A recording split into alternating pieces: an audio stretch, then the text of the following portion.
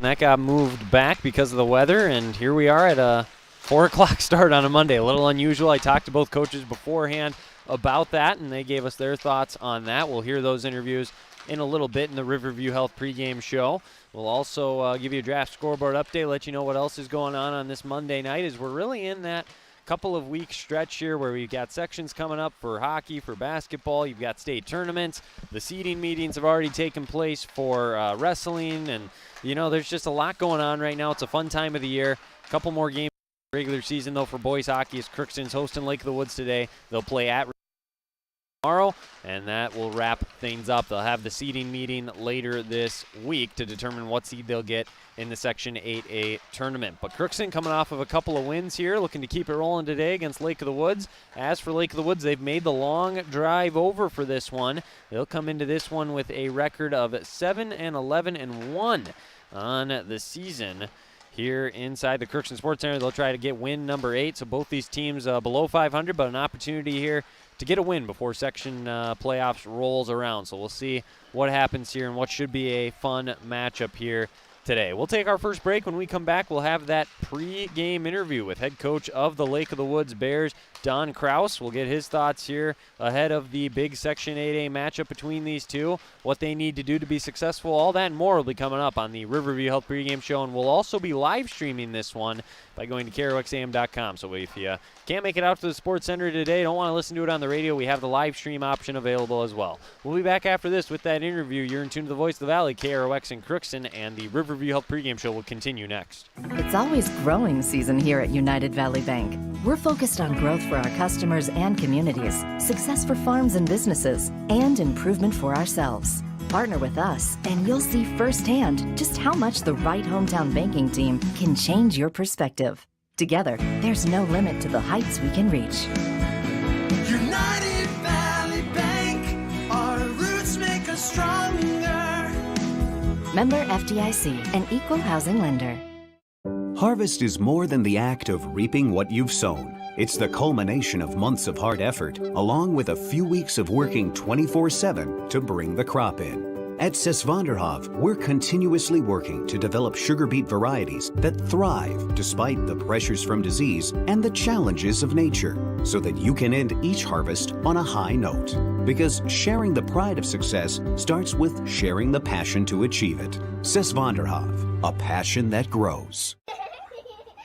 Tri-Valley Head Start Child and Family Programs offers child-centered, family-focused services in a community-based setting. The program provides health, nutrition, dental, mental health, family services, and parent engagement opportunities. Available for income-eligible children birth to 5 years old, as well as children with special needs, at-risk children, and families and pregnant women. Tri-Valley Head Start Child and Family Programs has centers in East Grand Forks, Grafton, Ada, and Crookston. For more information, visit tvoc.org.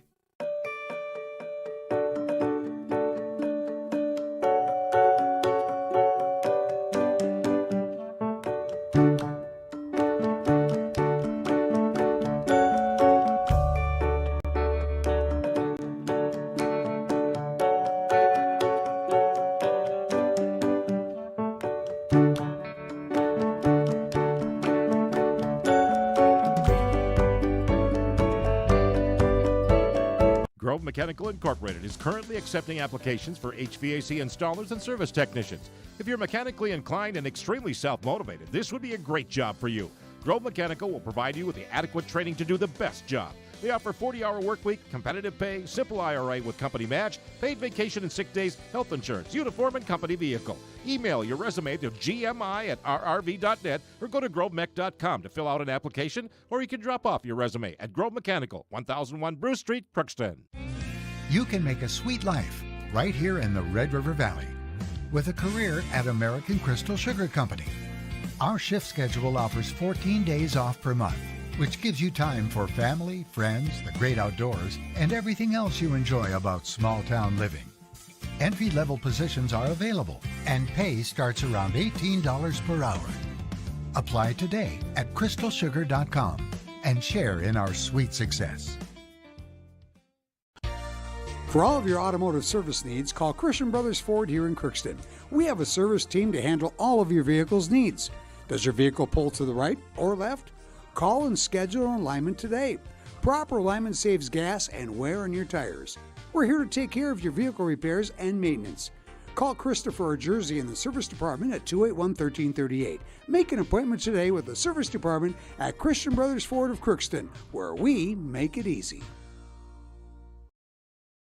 Joined with Lake of the Woods head coach Don Kraus. And Coach, coming into this one, this was a game that got rescheduled, was supposed to be played last week. Have you guys had any games in between there? Have you been able to get some rest? Are you guys healthy, rested up, ready to go for this one? There's a lot of questions in there. Yes, it was rescheduled. We did not have any games in between. We were supposed to be playing Wahpeton Breckenridge on Saturday. That didn't work out as well. We're just happy to be able to get this one scheduled at a 4 o'clock start time, which is a little bit odd, but we are somewhat healthy. We're healthier than what we were. It seems like we haven't been totally healthy since the first game of the year, so which is, I'm sure, the same with most anybody. Go ahead. I was say if you had something else you could add to it, but as far as what you need to do to be successful, what has stood out to you this year when you guys have had success? When we've had success, we play better in our defensive zone. Starts with our goaltender. When our goaltender's strong and the defense are good, chipping the puck out and moving it up quickly, then we can find success up in the other end. And what would be 2 keys for a Bears win today? I think I just hinted at them right there. Strong goaltending and strong defensive play. Well, best of luck today. Thanks, Coach. Thank you very much. That was Lake of the Woods head coach Don Kraus, and they come into this one again 7-11-1 on the year. This is a big game for Section 8A seeding implications potentially. When you look at the teams, Crookston sitting in 8th place right now, Lake of the Woods sitting in 9th, so really you could make the argument the winner of this game is going to be seated in front of the other when that seeding meeting takes place later this week. Crookston will have another opportunity against Red Lake Falls tomorrow, and after that, I mean, you know, it's the end of the year. I mean, you don't get many more opportunities. So if you want to make an impression before that seeding meeting, tonight is a perfect opportunity for both of these teams. And again, if you could even slide up potentially to the 6th seed, you avoid having to play in a play-in game. So a lot at stake for both of these teams here tonight. But again, we appreciate Coach Kraus's time on the Riverview Health pregame show. We also were able to talk to head coach Josh Hardy of the Crookston Pirates, as we always do. We'll have that interview for you in a little bit as he lets us know what they need to do to be successful. They got 2 wins in a row, first time they've been able to do that this year. They're looking to make it 3, see if they can do it tonight against Lake of the Woods. Continue to play well at the right time here before the section playoffs. So we'll have that interview for you in a little bit. You're in tune to the Voice of the Valley, KROX in Crookston, and the Riverview Health pregame show will continue after this. This is Judy Hulst, Administrator at Villa St. Vincent in the Summit Apartments. Over the years, we have seized the opportunity to make changes and improve the services we offer. Healthcare has taken on a very distinct evolution, focusing on post-acute short stay and return to home. It is our privilege to continue to serve our community with a continuum of care ranging from assisted living, memory care, post-acute short stay, and extended care. We are so grateful for the support of Crookston and the surrounding communities. In this season of reflection, please know how very proud Villa St. Vincent and the Summit Apartments are to serve our community. Shopping for groceries is easier than ever with Hugo's Family Marketplace. To simplify life, Hugo's offers convenient online shopping with delivery or curbside pickup at GoHugos.com. Even better, shop on the go with the Hugo's Family Marketplace smartphone app. Download e-coupons, recipes, grocery lists, weekly ads, and place your grocery order right from your phone. Save time and save big with Hugo's Family Marketplace, your hometown grocer since 1939. You're gonna find more low prices, more great stuff when you go to Hugo's. The Crookston Eye Clinic is your hometown eye clinic. Whether you have cataracts, glaucoma, macular degeneration, or perfect vision, it's important to have your eyes evaluated to keep them healthy. To help you with your busy schedule, the Crookston office now has extended hours on Tuesdays and Wednesdays. They also have a second location in Foston to offer even more appointment options. If you've been wanting to try contact lenses or are looking for your next pair of glasses, the doctors at Crookston Eye Clinic are available to see you. Doctors Forget, Smith, and Jananetta are all accepting new patients. Call 281-2020 for the Crookston and Foston Eye Clinic, the best care in sight. Let's get real. You're ready for a place that's big enough to grow and small enough to care. So get ready for the University of Minnesota Crookston. With more than 30 majors, minors, and certificates, you'll earn a University of Minnesota degree in a close-knit community where faculty become friends and friends feel like family. And to get a degree that can make a difference, you don't need a big city, just big dreams. The University of Minnesota Crookston. Real, hands-on, ready. This is my farm. Don't come out here and tell me what I need. I need solutions that work and market options that are worth my time. Small town support that sees the bigger picture. A global network that empowers us. A co-op that's there for us every day.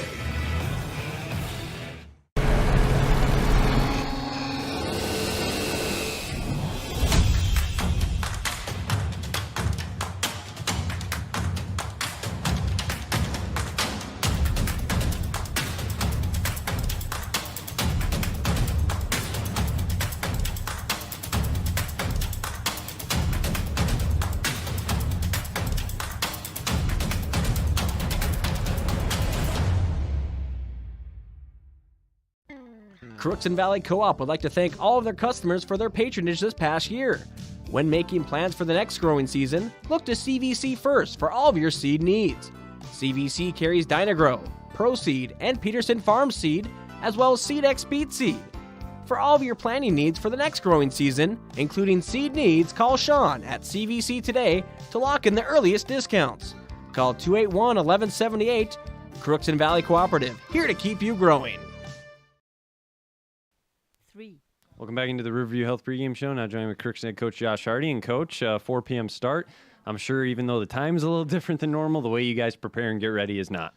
Yeah, we were able to get out of school kind of similar time to what we normally ask the boys to be here, and we got our good warm-up in, and, it's nice that it's a home game at 4 o'clock. I think that helps us a little bit. That could be a little bit of an advantage, but it's going to be different. We got to, try to build our own momentum here. We talked about that pregame, but we want to get off to a fast start tonight, so hopefully we're fired up and ready to go right from the drop of the puck. What do you know about Lake of the Woods? Yeah, they're well coached. Don does a great job over there. They always work hard, usually about 2 lines deep, and their first line can score. So we got to be ready for that, and we just want to put a lot of rubber on the net tonight, and hopefully get to the net for some rebounds and bury some goals. And what do you like about the game against International Falls this past weekend?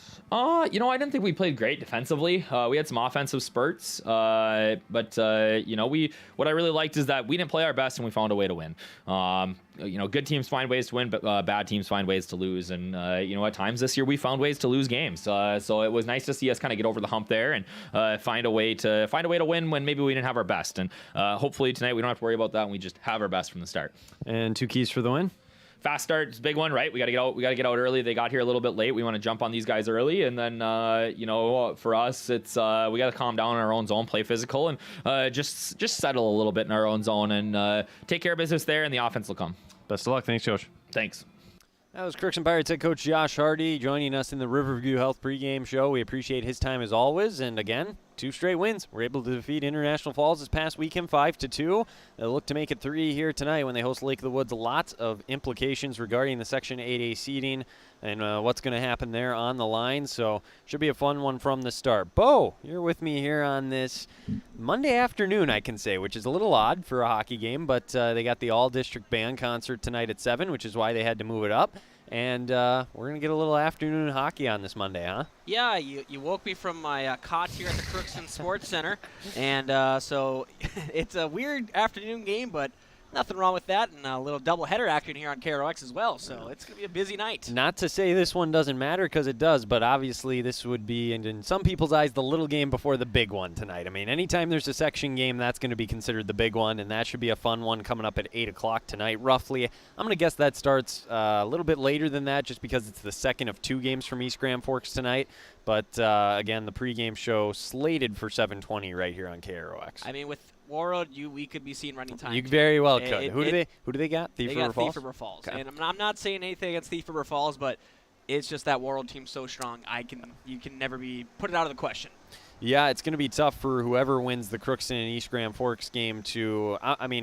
We're basically saying Warroad's going to beat Thief River Falls, and hey, if they shock the world and prove us wrong, so be it. But for now, we're going to kind of pencil them in the section championship, and then, whoever's able to win this other one, which should be a great game tonight, Crookston and East Grand Forks. Oddly enough, they've beat each other once, and then they tied. So they're all squared away heading into the grudge match, if you will, tonight. So it should be a good one. Again, that will be coming up later tonight. We'll have this one to kick us off this afternoon between Lake of the Woods and Crookston. It's that time of the year. Should be a lot of fun, and looking for a good one today, because these 2 teams are going to be giving it their all with everything that's on the line with section seeding implications. Oh, exactly right. I mean, you're right with the section game being very important, but when it comes to section seeding this late in the season, very important, especially with these two teams literally being next to each other. Yeah. That's the one thing. If one team's ranked higher and they're just trying to help them out, or they already got a first round bye, it doesn't really matter. But these two teams are playing for their lives to not have to play a playing game, and also just have a better chance of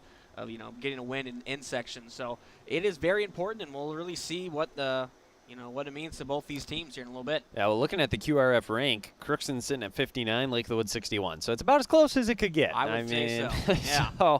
And I wouldn't put it past the Pirates if they win a third straight here to slide up potentially, like I said, past Bagley, Foston, and Park Rapids and even get a 6th seed. So they're still in the picture. It's going to be tough, but if they were to win tonight and then depending on what happens tomorrow, it's still a possibility. So a lot on the line, and as it sits right now, these two would be slotted to play against each other if the coaches vote with the QRF ranking and stay in that order. They'd be in that 8-9 matchup. So this very well could be a rematch of a play-in game a little bit later on as well. So I think there's a lot to consider coming into this matchup here tonight.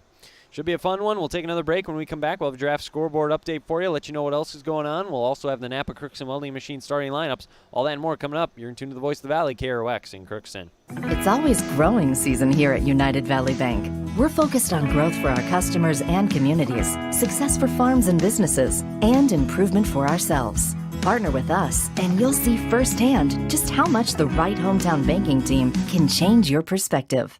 Together, there's no limit to the heights we can reach. United Valley Bank, our roots make us stronger. Member FDIC, an equal housing lender. Harvest is more than the act of reaping what you've sown. It's the culmination of months of hard effort, along with a few weeks of working 24/7 to bring the crop in. At Sesvanderhof, we're continuously working to develop sugar beet varieties that thrive despite the pressures from disease and the challenges of nature, so that you can end each harvest on a high note. Because sharing the pride of success starts with sharing the passion to achieve it. Sesvanderhof, a passion that grows. Tri-Valley Head Start Child and Family Programs offers child-centered, family-focused services in a community-based setting. The program provides health, nutrition, dental, mental health, family services, and parent engagement opportunities. Available for income-eligible children birth to 5 years old, as well as children with special needs, at-risk children, and families and pregnant women. Tri-Valley Head Start Child and Family Programs has centers in East Grand Forks, Grafton, Ada, and Crookston. For more information, visit tvoc.org. From shoulder to hand, hips to toes, and everything in between, the Riverview Health Orthopedic Team has you covered with advanced training and joint replacements, upper and lower extremity, spine, foot, and ankle care. You know you'll be in good hands with Drs. Spinell, Polkert, Stanky, Kim, Abasi, Shaw, and Sekundiak. For appointments, call Riverview Clinic at 218-281-9595. Riverview Health, exceptional people, exceptional care. Riverview Health. Grove Mechanical Incorporated is currently accepting applications for HVAC installers and service technicians. If you're mechanically inclined and extremely self-motivated, this would be a great job for you. Grove Mechanical will provide you with the adequate training to do the best job. They offer 40-hour work week, competitive pay, simple IRA with company match, paid vacation and sick days, health insurance, uniform, and company vehicle. Email your resume to gmi@rrv.net or go to grovemech.com to fill out an application, or you can drop off your resume at Grove Mechanical, 1001 Bruce Street, Crookston. You can make a sweet life right here in the Red River Valley with a career at American Crystal Sugar Company. Our shift schedule offers 14 days off per month, which gives you time for family, friends, the great outdoors, and everything else you enjoy about small-town living. Entry-level positions are available, and pay starts around $18 per hour. Apply today at crystalsugar.com and share in our sweet success. For all of your automotive service needs, call Christian Brothers Ford here in Crookston. We have a service team to handle all of your vehicle's needs. Does your vehicle pull to the right or left? Call and schedule an alignment today. Proper alignment saves gas and wear on your tires. We're here to take care of your vehicle repairs and maintenance. Call Christopher or Jersey in the service department at 281-1338. Make an appointment today with the service department at Christian Brothers Ford of Crookston, where we make it easy. This Monday afternoon, time now for Draft Scoreboard update as we continue the Riverview Health pregame show. Draft Sports Bar and Grill in Crookston. They offer a large variety of salads, appetizers, entrees, sandwiches, wraps, tacos, pasta, burgers, and dessert.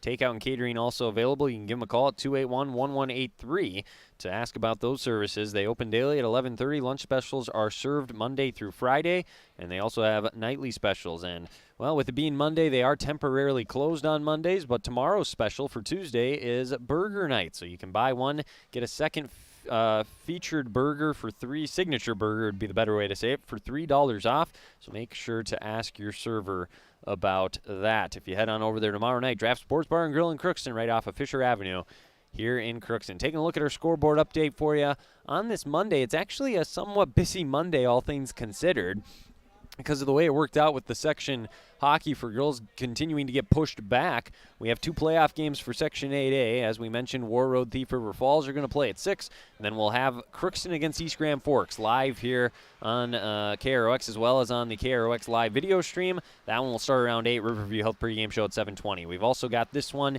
here for you, though, starting just momentarily. Red Lake Falls is at Thief River Falls in boys hockey as well tonight. That's a big Section 8A matchup as well for seeding purposes, so we'll keep an eye on that. The Minnesota Wild, they're hosting Detroit tonight as they look for another win. There's also plenty of boys and girls basketball going on in the nearby area as well. For all the scores, stats, pictures, stories, and more, you can go to our website, KROXAM.com, and click on sports. But we'll have that all up there for you as we get those scores in later tonight, as we always do. But again, a big night for Section 8A hockey, both boys and girls. Seeding implications for the boys and for the girls, well, 2 winners are going to the section championship on Thursday night, so it should be a fun and very busy night. Teams have come back out of the locker room. The ice has been resurfaced. For those watching on the live stream, Crookston obviously is going to be wearing their home white with the navy pants along with the navy helmets. And what do you call it? So you got the navy numbers. Gold trim. Trim, that's what it is. For some reason, that word always escapes me. But they got the gold trim on there as well. They'll be going left to right here. But we got the starting lineups here now. Brought to you by Napa Crookston Welding and Machine. For all your automotive needs, stop by Napa Crookston Welding and Machine. They have all your automotive needs. And you can buy a Legend battery from them as well. They handle all your Legend battery needs for your cars, trucks, recreational vehicles, and more. Visit NapaCrookstonWeldingMachine.com. Now here's a look at the starting lineups here, brought to you by Napa Crookston Welding Machine. Taking a look for Lake of the Woods. In net today is going to be number 39 as he skates up to the line. That's going to be Riley Stromlin. Then on the defensive side for him, they're going to go with the pair of the senior and sophomore. The senior, number 20, Anson. I didn't hear how he said. He did say Hack. So Anson Hack. Then they've got Jordan Kevernin. Then the wings are going to be Jack Wood and Randy Wood. I wonder if they're brothers. One's a senior, one's a sophomore. I'm guessing there's something there. And then the center is going to be number 18. He's also a senior, Kajan Kraus. So that's the starting lineup for Lake of the Woods today. As for your Crookston Pirates, very similar. I mean, if you've been listening to any of their games this year, you have an idea of what they're going to do. Jaron Bailey's going to be getting the start. The junior, he started every game this year except for senior night when Landon Walker got the honorary start. The defensemen are going to be Blaine Andringa and Ty Larson getting the start today in that top pair of defensemen. And then that top line, Carter Trudeau is back. He actually played in their game against International Falls, so he's going to be getting a start tonight. And as usual, you're going to have Alex Longoria joining him, and then Jack Dota. So that top line, look for them to get going early tonight. Coach Hardy said he wanted a fast start. See if they can provide it. So that is the starting line for the Crookston Pirates and the Lake of the Woods Bears. Should be a fun one here between these two from inside the Crookston Sports Center with seeding implications on the line. We will take a quick break. When we come back, we will have the puck drop here on KROX. This Crookston Pirates sporting event on the KROX live stream is brought to you in part by Riverview Health, American Crystal Sugar Company, CHS Egg Services, Christian Brothers Ford, Bremer Bank, Grove Mechanical, the Crookston and Boston Eye Clinics, Crookston Valley Co-op, Hugo's Family Marketplace, United Valley Bank, the Benedictine Living Community of Crookston, Cess Vanderhoff, City of Crookston, Tri-Valley Head Start, and the University of Minnesota Crookston, all bringing you this live Pirate sporting event on KROX. In our society, winning has come to mean everything. If winning comes at the expense of good sportsmanship, everyone loses. Nothing is gained in the long run. Good sportsmanship is the result of a disciplined effort to respect yourself, your opponents, and contest officials. Remember, good sports are winners no matter the score. This reminder is brought to you by the Minnesota State High School League.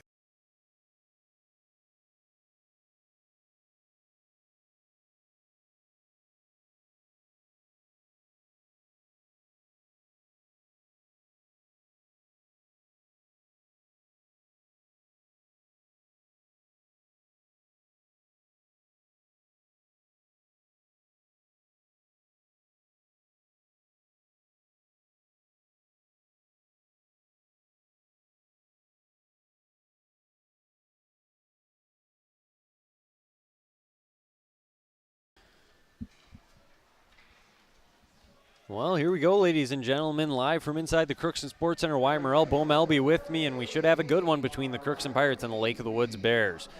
Bo, we mentioned it in the pregame show, lots on the line. What are you looking for out of both these teams early as we get this one started? Well, it sounds like Lake of the Woods, they're really going to try and focus on their own end and getting the pucks out cleanly and getting a good rush out of their transition. And obviously their goaltending needs to step up and have a great game as well, maybe stealing this one depending on how you look at it. And for the Crookston Pirates, they need to get their offense going, but they also need to be working on their defensive zone exits and working on those transitions, those breakouts, because when we see them on and really be able to move the puck through their own zone into the neutral zone, they have a lot of success and they put up some goals. But when they don't and they struggle, we see some goals get put on the scoreboard for the other team. So, well, Coach Krause mentioned, too, he never said who's been getting all the starts, so we don't know if Stromland has necessarily started all their games this year or what kind of a performance he's been able to put out this year, but assuming he's probably one of their go-to guys in net, we'll see if he can have a big game like you said, Bo, as the teams head back to their benches, and we are just about ready for the puck to drop. Interested to see, too, I know Trudeau played on Saturday. This is the first time we've got a chance to see him now for a while, though. We'll see what he can provide to this offense as well for Crookston. Oh, and he's been a very good help in that top line, making some plays happen. Obviously, we know the Longoria-Dota connection is there and very fruitful at times, but Trudeau has been kind of a spark plug when those two are kind of struggling to find their game. Absolutely, and we have the face-off, and we're underway here from inside the Crookston Sports Center on this Monday afternoon. Should be a fun night of sports coming your way right here on KROX. Lake of the Woods able to dump one in early back behind Bailey. Andringa's the first one there. He's pursued and hit off the puck by Jack Wood. It stays in the zone. Lake of the Woods try to dump one in. Andringa's going to rifle it all the way down. We get a quick icing. We'll get a face-off coming in Crookston zone. I think that's probably what you don't necessarily want to do early in this game is just get in the habit of icing the puck, but still early. See if they can get a face-off win and get on the attack. Yeah, very well said. I mean, obviously it's not the ideal game plan there, but as you mentioned, see how they do on the face-off dot, too. That can really kind of set how things Well, that's unfortunate. Go as well. Oh, just broke in half. I'm not sure what happened there. Lake of the Woods player's stick just broke in half. That was Jack Wood. that's going to hurt the checkbook there, too. Oof. Yeah, right. Those sticks are not cheap. I mean, I remember I grew up playing with wood sticks, and just was really on the transition to the fiberglass and all the new ones, the new shafts they have now. And they weren't that expensive when I was growing up, but now they're up there. Must have been because he slammed the ice after the national anthem there, right? Sure. As this one goes down into the Bears zone, as Pirates finally do get a little bit of possession time down there. Trudeau with a nice hit there off of Randy Wood. Dota trying to center one there to Longoria. Could not get it to him. Now he'll send one off the boards. Back down by Longoria, back by the net. He fights for it. Trudeau tried to skate over and take it away. Had a little bit of success, but now he was tied up. Comes out and over. Longoria has it. Centers one out in front. That got blocked down before it could get through. And back the other way. That was a nice play there by Hack. Trudeau able to get one back across. Hack comes away with it, though. Pass up ahead. First ice time here for Charlie Eck. Eck skates in. A little wrist shot. Saved by Longoria. Or, excuse me, I don't know why I call him Longoria. Bailey with the save. And he initially looked like he maybe was going to give up a rebound there. Boba was able to get it with the glove and did a nice job of covering that one up. Yeah, I mean, it looked like he had it right away, but then you see it pop up, and he had the just awareness to see and catch that puck before a Lake of the Woods player can come and crash the net. Face off out here for Lake of the Woods. It's sent back in. First one to it, though, is Jackson Demera. He had a big game on Saturday. I think he had an empty net goal. It was his first career varsity goal. Also had an assist. So he had a big day. He's been playing much better as the season's gone along. Edwards skates in for Crookston. He lost it. Sent all the way over. Demera's first one to it. He keeps it in the zone. He'll rifle a wrist shot across. Schockman tried to play it there and could not. Comes back behind the Bears' net, and they'll come back the other way. Eck up ahead with it. Now they give one up in the zone, so it stays in. Schockman able to do a little something with it, and they'll get a quick line change. Bears going to send one in down near the net. Played by Bailey. Skating to it is Harbit. Harbit skating back the other way here for the Pirates, looking to give it up. Now does across the center, comes all the way through to Longoria. Nice long stretch pass. He'll go across there to Dota out in front. Couldn't get one in on net. Nice little attack, though. Dota driving side of the net, had it knocked away there.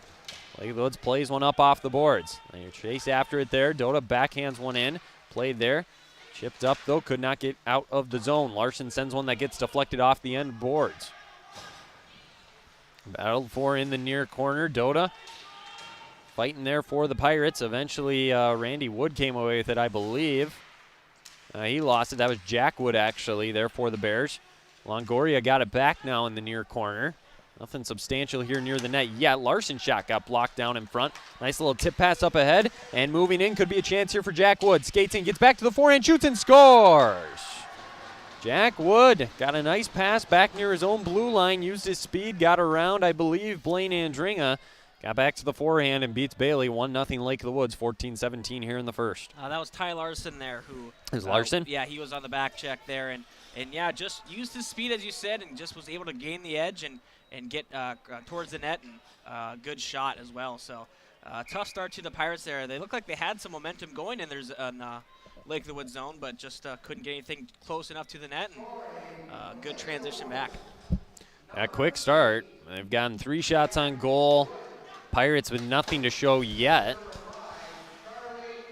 So Charlie Eck with an assist, and he'll get credit for the only assist on that one.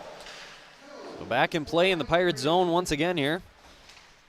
They go back behind. Demera comes away with it. A little chip up ahead, out of the reach there of Edwards. Demera plays it off the boards there, and Kelly looks to be okay. Kind of went down awkwardly on the boards. That chips up into the Pirates bench, so we get a whistle, but he does look to be okay. 13:51 to go. Both these teams really in that stage now. We've had a couple minutes to play. See what each one wants to try to do. We'll see if anything opens up. Face off here, Longoria able to win it. And once again, Dota now drops to the ground for Crookston. Fed to Longoria, he gets across center ice. Dota tried to drop one back there to Harvick, could not.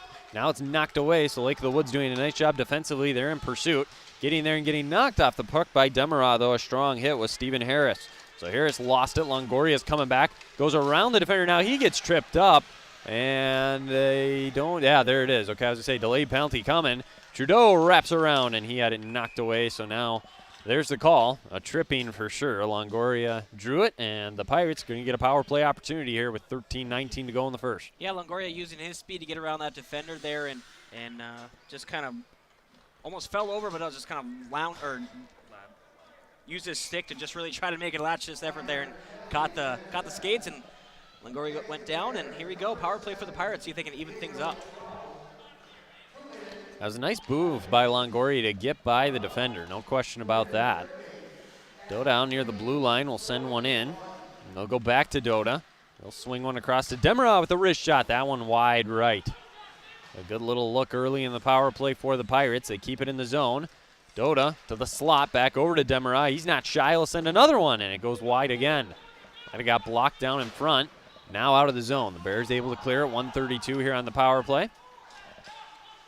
Demera lost an edge. He gives it up as he takes a hard hit. Lake of the Woods have a chance. They center one. Could be a short-handed goal. So, backhanded shot went just wide there. Otherwise, this was a 2-0 game.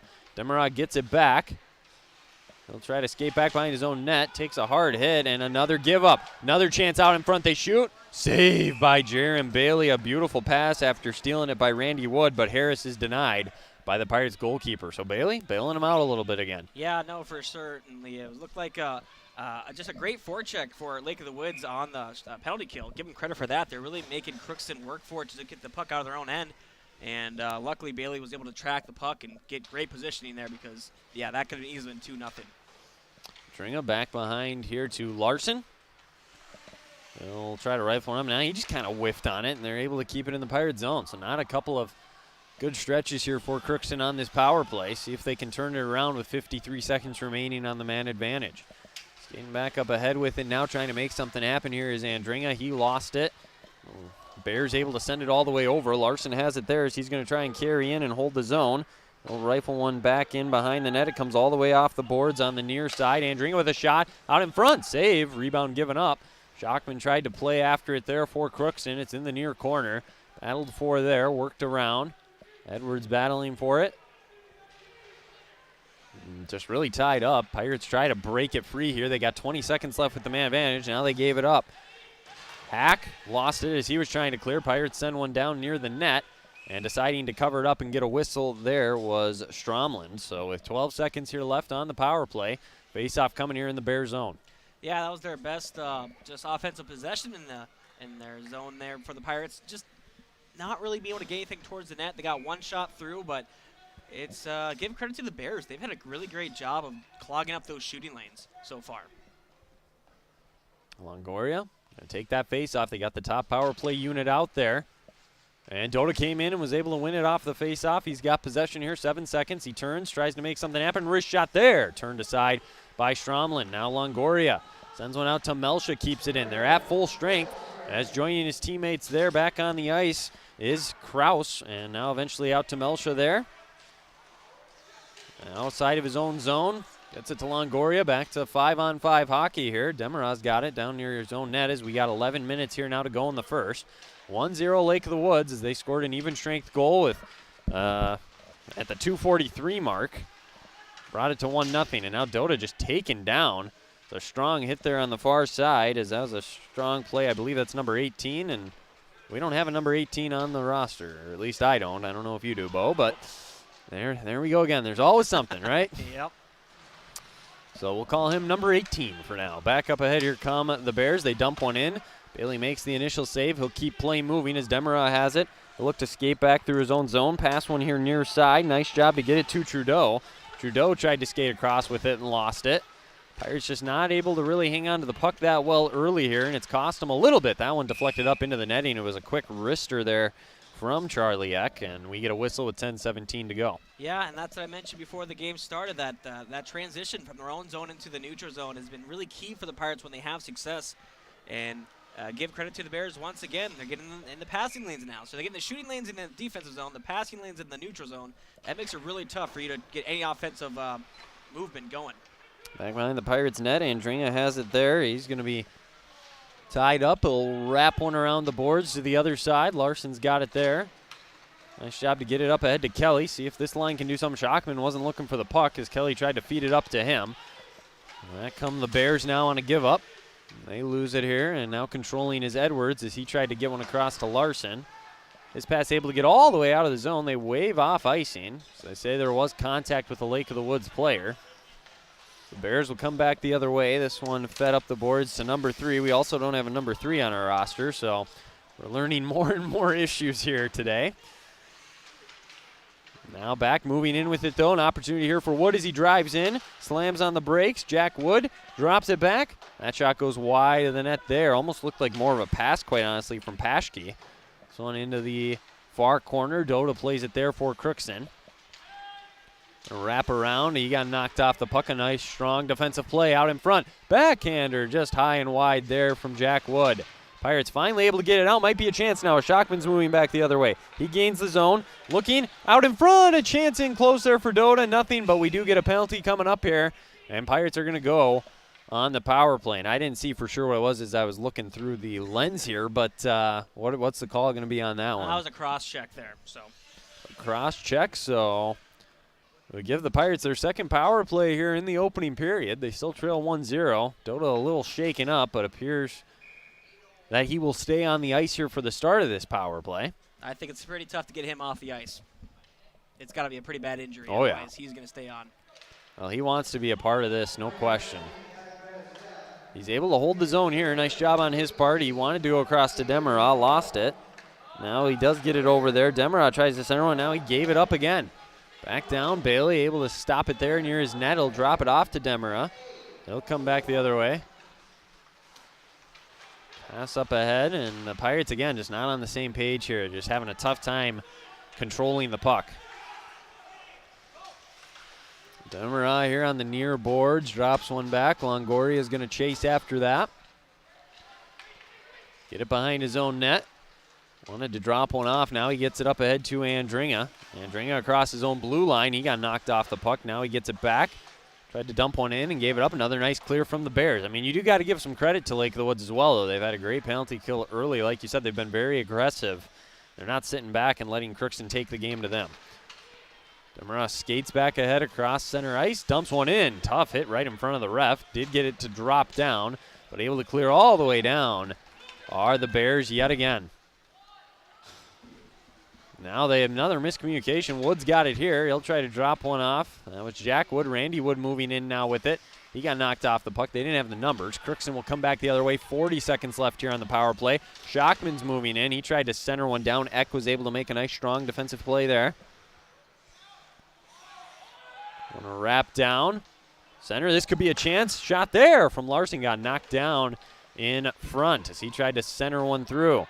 Chance here from the blue line. That one gets deflected to the far boards. 20 seconds left with the man advantage. Crookston chase after it there. On the near boards. Comes out with it now. Back come the Bears, and Larson gets decked as he was trying to make a play on Eck. Eck able to skate back with it, but now the Pirates have possession. 3 seconds left, so another penalty kill here for the Bears as they're going to be at full strength now. Pirates are moving in, though. Dota lost it. Had an opportunity maybe to attack the net and just didn't quite control the puck. Centering pass there. Comes over to Andringa. He'll let one fly, and it got blocked down in front. Comes out of the zone. Longoria able to settle it down there. Get it back to Andringa, who skates in. Going to just attack the middle, get through. And on the backhand out in front, a chance for Dota. He couldn't quite get it in on net. One of the better looks Crookston's had here in the entire first period. This one goes all the way down wide of the Pirates' net for an icing. So face-off coming back in the Bears' zone. Yeah, that penalty kill has really given the Lake of the Woods Bears the momentum there. The Pirates just can't get anything into their zone. They finally got a little bit into that zone, into the slot, but just couldn't find the handle on it to get a good shot on. 6:31 to go here until the end of the opening frame. Face-off here in the zone. Trudeau tried to drive in there for the Pirates. He lost it. Back the other way comes number 18, as we mentioned, for the Bears. He'll skate in. And another shot, they score. He got it all the way through, and they score. 2-0 Bears. 6:18 to go here in the opening period. So just like that, they've opened up a 2-goal lead.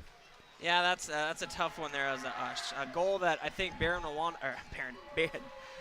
want to have back as just a weird angle and just found an empty, found a hole and got it in back of the net. That one's gonna hurt.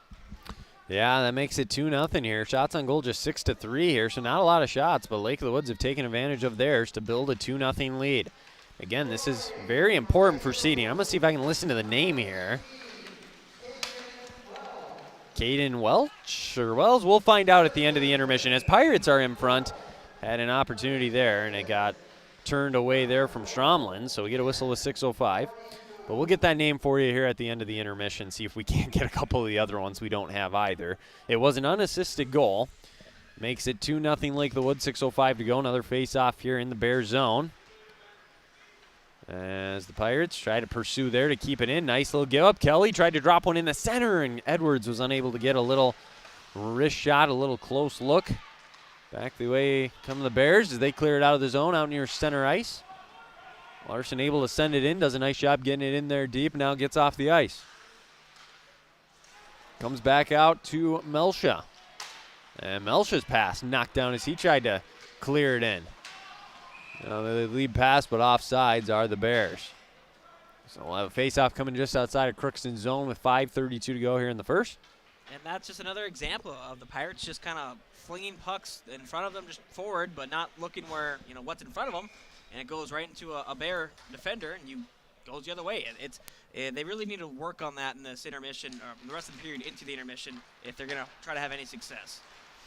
That'll certainly be an adjustment Coach Hardy will look to make. Driving all the way in. Shot save there by Bailey as it was a close look there for Hack.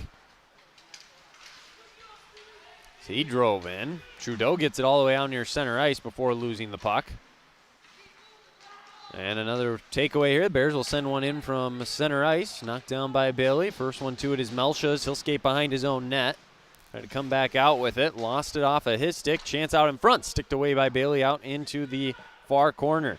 Bears, though, still come away with it. Not ready to quit their attack here. Pirates are able to play one up off the board out near center ice. It's handled there by Kavernen. He'll send it back in. Melsha.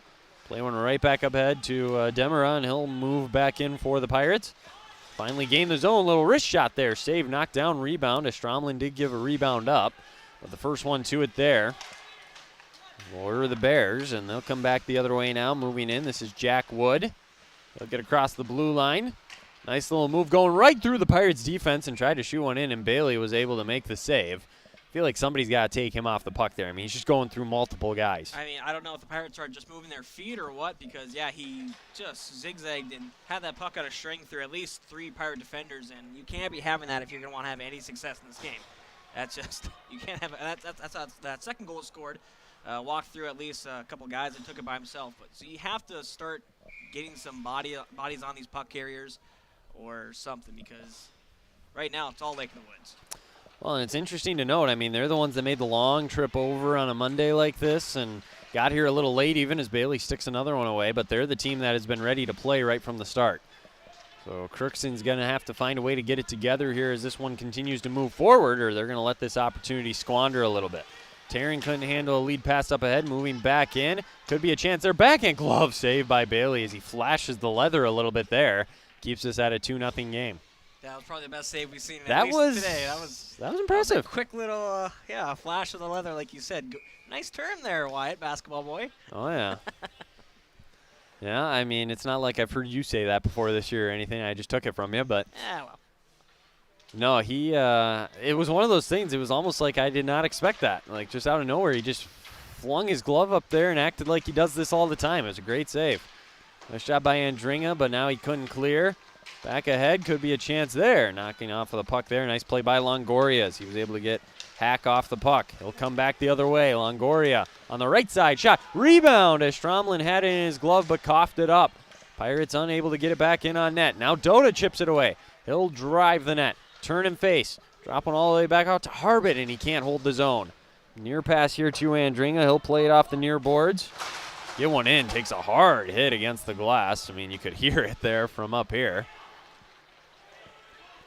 Bears come back. Lead pass up ahead. Handled there by Eck. He's got 1 assist today. 2-0 Lake of the Woods. 3:06 and counting here in the first. Drop off behind the Pirates net. Chase after one. Harbit. Nice job to poke it loose. Didn't know where the puck was, but Taryn was able to come away with it. He'll hold off the defender and get one down into the Bears zone. Jackson Reese getting some ice time now. Comes on the ice and made a play there. Now sent in by Demera there. Back up ahead. Near the blue line. And back ahead come the Bears. They somehow came away with the puck. Shot on goal. Bailey sticks it away. Randy Wood out in front. And a lead pass there. Nice defensive play by Taryn. Isaac Telly, the senior, with it. He'll get it down into the zone momentarily, but coughed it up. And now the Bears are going to move back in again. Chase after a dump. Demera's the first one to it. He'll wrap behind to the other far boards. He gave it up. Longoria has it there. It came near the net for a moment, but now he skates back across his own blue line. Able to hit Dota as he moves back ahead with it. Wrist shot, they score! Jack Dota with a beautiful wrist shot. Goes up and over the top there of Stromlin, and it's 2-1 with 2:06 to go in the first. Yeah, just in the top of the circle there, just let it fly. What a great shot. That's what we've been seeing from Jack Dota all year long. Just strong shots on that left side. Beautiful. I mean, that's the best way to put it. It was a beautiful shot, and that's a tough save for any goalie to make. Yeah. He continues his strong play this year, and another big-time goal just when the Pirates needed it. Gets it back to a one-goal game. You're looking at this a little differently than you were a couple minutes ago. Back in the Pirates zone, Andringa fling one over near the blue line, but did not get out of the zone. It's tipped on net, and Bailey will cover it there. So Longoria and Demera with the assists. Makes it a 2-1 game. They're right back in it here. Well, I mean, it's a two-goal lead, so they weren't necessarily out of it. Well, yeah, I know. But definitely it felt like momentum was all on the Bears' side of the ice, so it was a huge moment to get that goal, especially in this period, and maybe get something else going before we wrap up the period. Yeah, you're certainly looking at it a little different than you were, and like you said, maybe even get a power play late here or something. Just continue working, have a couple good shifts. Give something to build off of into the second here. We got 1:38 now. Pass all the way across, and that was going to be offside, so Eck made the smart decision to drop back. Schockman has it now for the Pirates. Up ahead here, Longoria skating in with it. Little wrist shot. He went for the corner as well, but missed wide. Comes all the way out to Demera. He'll go to Andringa here on the near side. He'll skate in and rifle one off the boards back around. Longoria there absorbs a hit as he tried to chip it into Schockman. He takes a hard hit and drops to the ice. He's still down. Nobody knows where the puck is, and there it is. It's finally chipped up ahead. Longoria is coming off the ice. And I'm surprised we didn't get a call there. Now we do. Is the other official that called it. That looked like a pretty clear trip. Yep. And Jackson Demera is going to head to the box with 1 minute to go, and that was the opposite of what we were talking about, Bo, where it's like maybe the Pirates can build some momentum. They've just potentially given it right back here to the Bears. Well, it's the first penalty for the Pirates, so we will see what their penalty kill can do today.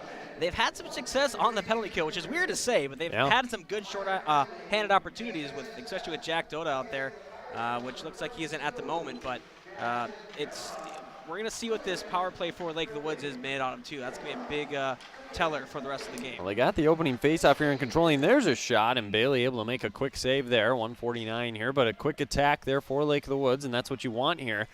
The one positive about this is the period's going to break it up, which, I mean, that's always somewhat of a good thing, you know.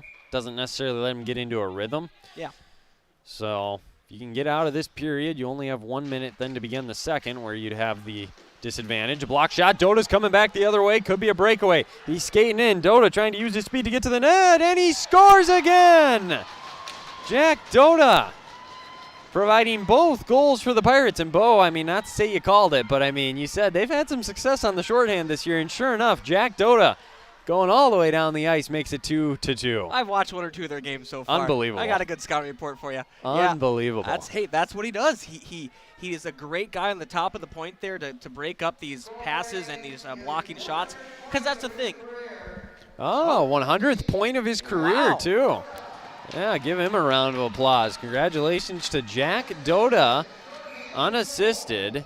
He's only a junior, too, so he's got an entire year left after this. I mean, he is that's quite the accomplishment for the junior. Oh, for certainly. I mean, obviously, you can tell that he's got the skill, he's got the speed, and he's got the shot. So it definitely all adds up to a great player, and I'm looking forward to see how many points he can get before the end of his career.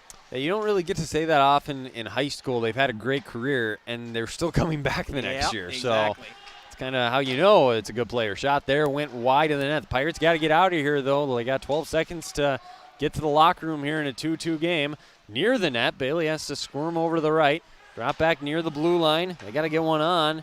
Hack dropped it off. A hard shot there by Jack Wood, but Bailey makes the save, and that will end the opening period of play. Lots of action. Lake of the Woods score the first two. Pirates answer back with two of their own, and we're tied at 2 apiece here after the first 17 minutes of play. We'll go over the shots on goal, the scoring, all that and more when we come back. It'll be the intermission report, so we'll have that in a little bit right here on KROX. But you are listening to Crookston Pirates Boys Hockey on the Voice of the Valley. KROX and Crookston intermission report coming up next. This is Judy Hulst, administrator at Villa St. Vincent in the Summit Apartments. Over the years, we have seized the opportunity to make changes and improve the services we offer. Healthcare has taken on a very distinct evolution, focusing on post-acute short stay and return to home. It is our privilege to continue to serve our community with a continuum of care ranging from assisted living, memory care, post-acute short stay, and extended care. We are so grateful for the support of Crookston and the surrounding communities. In this season of reflection, please know how very proud Villa St. Vincent and the Summit Apartments are to serve our community. Shopping for groceries is easier than ever with Hugo's Family Marketplace. To simplify life, Hugo's offers convenient online shopping with delivery or curbside pickup at gohugos.com. Even better, shop on the go with the Hugo's Family Marketplace smartphone app. Download e-coupons, recipes, grocery lists, weekly ads, and place your grocery order right from your phone. Save time and save big with Hugo's Family Marketplace, your hometown grocer since 1939. You're gonna find more low prices, more great stuff when you go to Hugo's. The Crookston Eye Clinic is your hometown eye clinic. Whether you have cataracts, glaucoma, macular degeneration, or perfect vision, it's important to have your eyes evaluated to keep them healthy. To help you with your busy schedule, the Crookston office now has extended hours on Tuesdays and Wednesdays.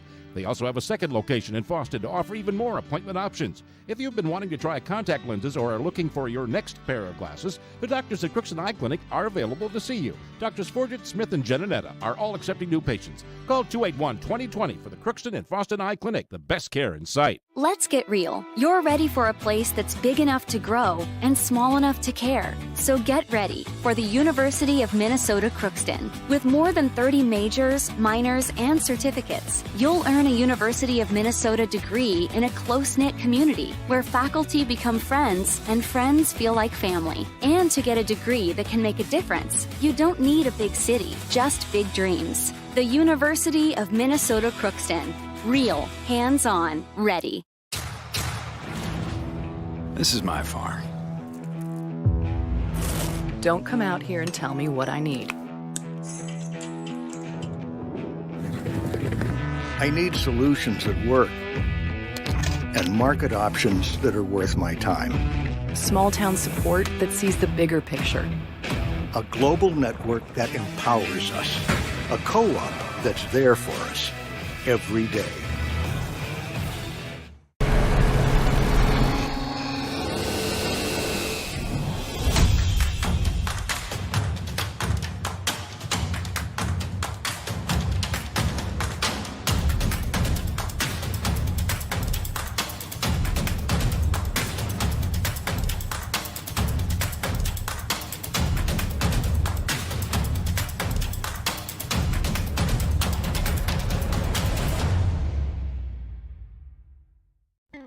Crookston Valley Co-op would like to thank all of their customers for their patronage this past year.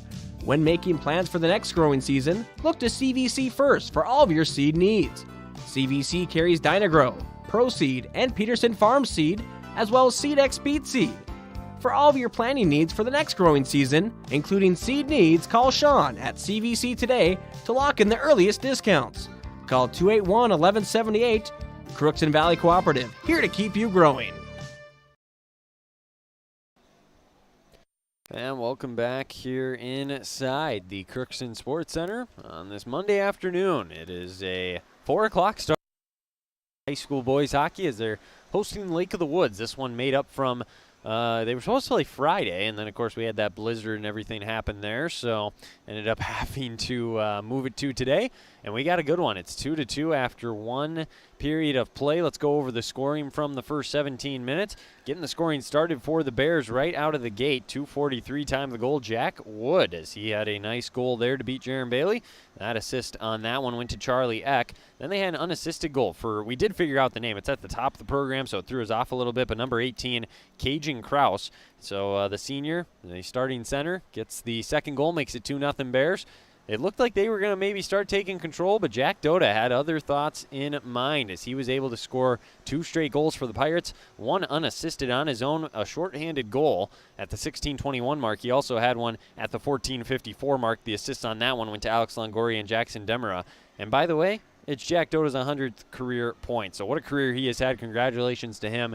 Makes it 2-2 here at the end of the first. Shots on goal, 14-8 in favor of Lake of the Woods. That's 12 saves for Jaron Bailey and 6 for the Bears starting goaltender Riley Stromlin. So that's where we sit at. The Pirates were 0 for 2 on power plays. Lake of the Woods currently in their first power play right now, and it's broken up in between periods. They'll have a minute left on the power play when we come back here for the second period of play. But Bo, overall impressions, thoughts there from the first 17 minutes? Anything sticking out? Well, definitely Crookston was a little flat-footed to say the least, and Lake of the Woods really took full advantage of that, and they came out with great defensive play, which is what their coach, Don Krause, really mentioned, that they really wanted to have that in their own zone, have some good play to make things work for them, and they showed that's what does. I mean, good defense proves into good offense, or transitions into it. So they worked out pretty well. They had good things going, and all of a sudden Crookston just, well, Jack Doda especially, put the team on his back a little bit and showed why he's a leader on this team. He helped him out with an amazing shot on from the left circle for that first goal, and then a breakaway on the shorthanded opportunity, which I cough called. And hey, give yourself some credit, man. I mean, doesn't happen too often, so I got to toot my own horn a little bit. So I wouldn't. I don't know about that, but that was a heck of a goal on his part too. Exactly. Just not only that, it looked like he had a breakaway. I mean, there was hot pursuit from behind though. So to be able to keep his composure, get to the shot he wanted to be able to score that one, that's a big time play. And having this game even just 2-1, as I mentioned, was a big step for the Pirates. But getting it back to 2-2 makes all the difference here. Get you back into the game, just even from the mental standpoint of, hey, we're right back in this, because we've seen this team fall behind when they get down. Yes, they have a tendency, at least early in the season, they had a tendency to really say, oh, we're out of this one, that's all it wrote, whatever, let's focus on the next game already. But no, the past probably month or so, I'd say, they've really turned things around, and a goal or two isn't really much. They know that they can put a couple pucks in the net and get things turned around. So, give them credit for that, and give them credit to Hardy for keeping them motivated and keeping them going. Yeah, it'll be interesting to see what happens here in the second period, because in the other side of things, if you're the Bears, you're thinking, well, we really squandered that away. Had a great start. You're on the road, played extremely well.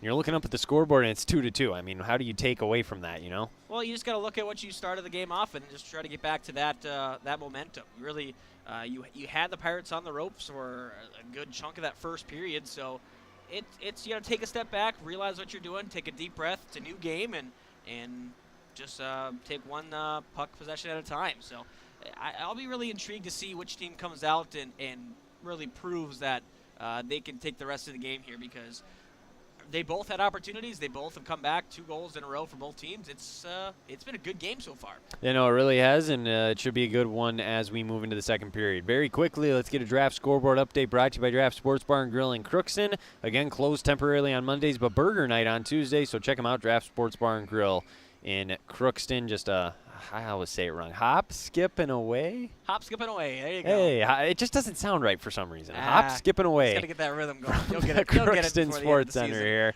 Well, I got about a week left here in the regular season here. Well, really 2 days, actually, to get it right. But by postseason play, we'll have it. There we go. I'll turn it over to you, Bo, though. Let people know what's going on. There's just kind of a big game later on tonight here on the air. Just a little big. Obviously, right now, you're listening on the radio and on the video live stream for boys hockey as we host Lake of the Woods. And later tonight, we'll have Section 8A tournament semifinals at the East Grand Forks Civic Center. Crookston will be taking on East Grand Forks, 7:20, the Riverview Health pregame show. And that will be on the radio and on the video live stream. It'll be the first video live stream we've had on the road this year. So, and actually last year too, I think. So we'll see how that goes. I'm looking forward to that. That should be fun. Anyway, so once again, that's a 8 o'clock drop of the puck there over at East Grand Forks, because the first game of the day will be Warroad versus Thief River Falls over at East Grand Forks, 6 o'clock, the drop of the puck in that game. So with the Crooks and East Grand Forks, wants to be a great matchup. As we mentioned in the pregame show, both these teams have faced off 3 times now.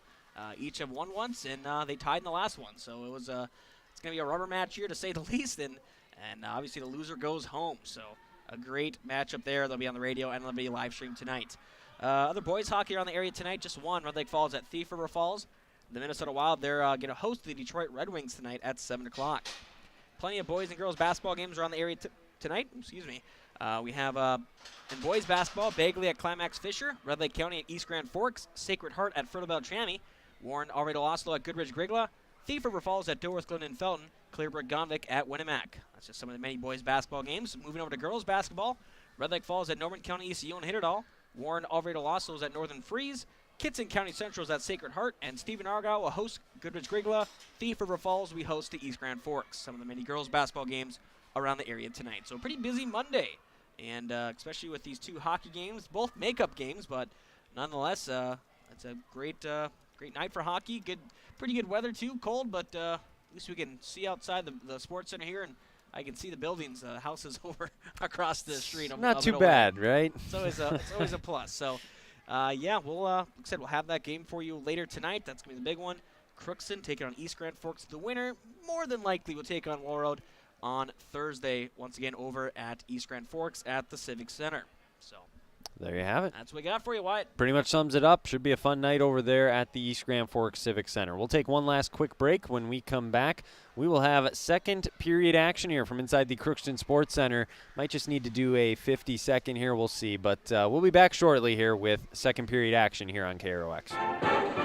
This Crookston Pirates sporting event on the KROX live stream is brought to you in part by Riverview Health, American Crystal Sugar Company, CHS Egg Services, Christian Brothers Ford, Bremer Bank, Grove Mechanical, the Crookston and Boston Eye Clinics, Crookston Valley Co-op, Hugo's Family Marketplace, United Valley Bank, the Benedictine Living Community of Crookston, Cess Vanderhoff, City of Crookston, Tri-Valley Head Start, and the University of Minnesota Crookston, all bringing you this live Pirate sporting event on KROX. In our society, winning has come to mean everything. If winning comes at the expense of good sportsmanship, everyone loses. Nothing is gained in the long run. Good sportsmanship is the result of a disciplined effort to respect yourself, your opponents, and contest officials. Remember, good sports are winners no matter the score. This reminder is brought to you by the Minnesota State High School League.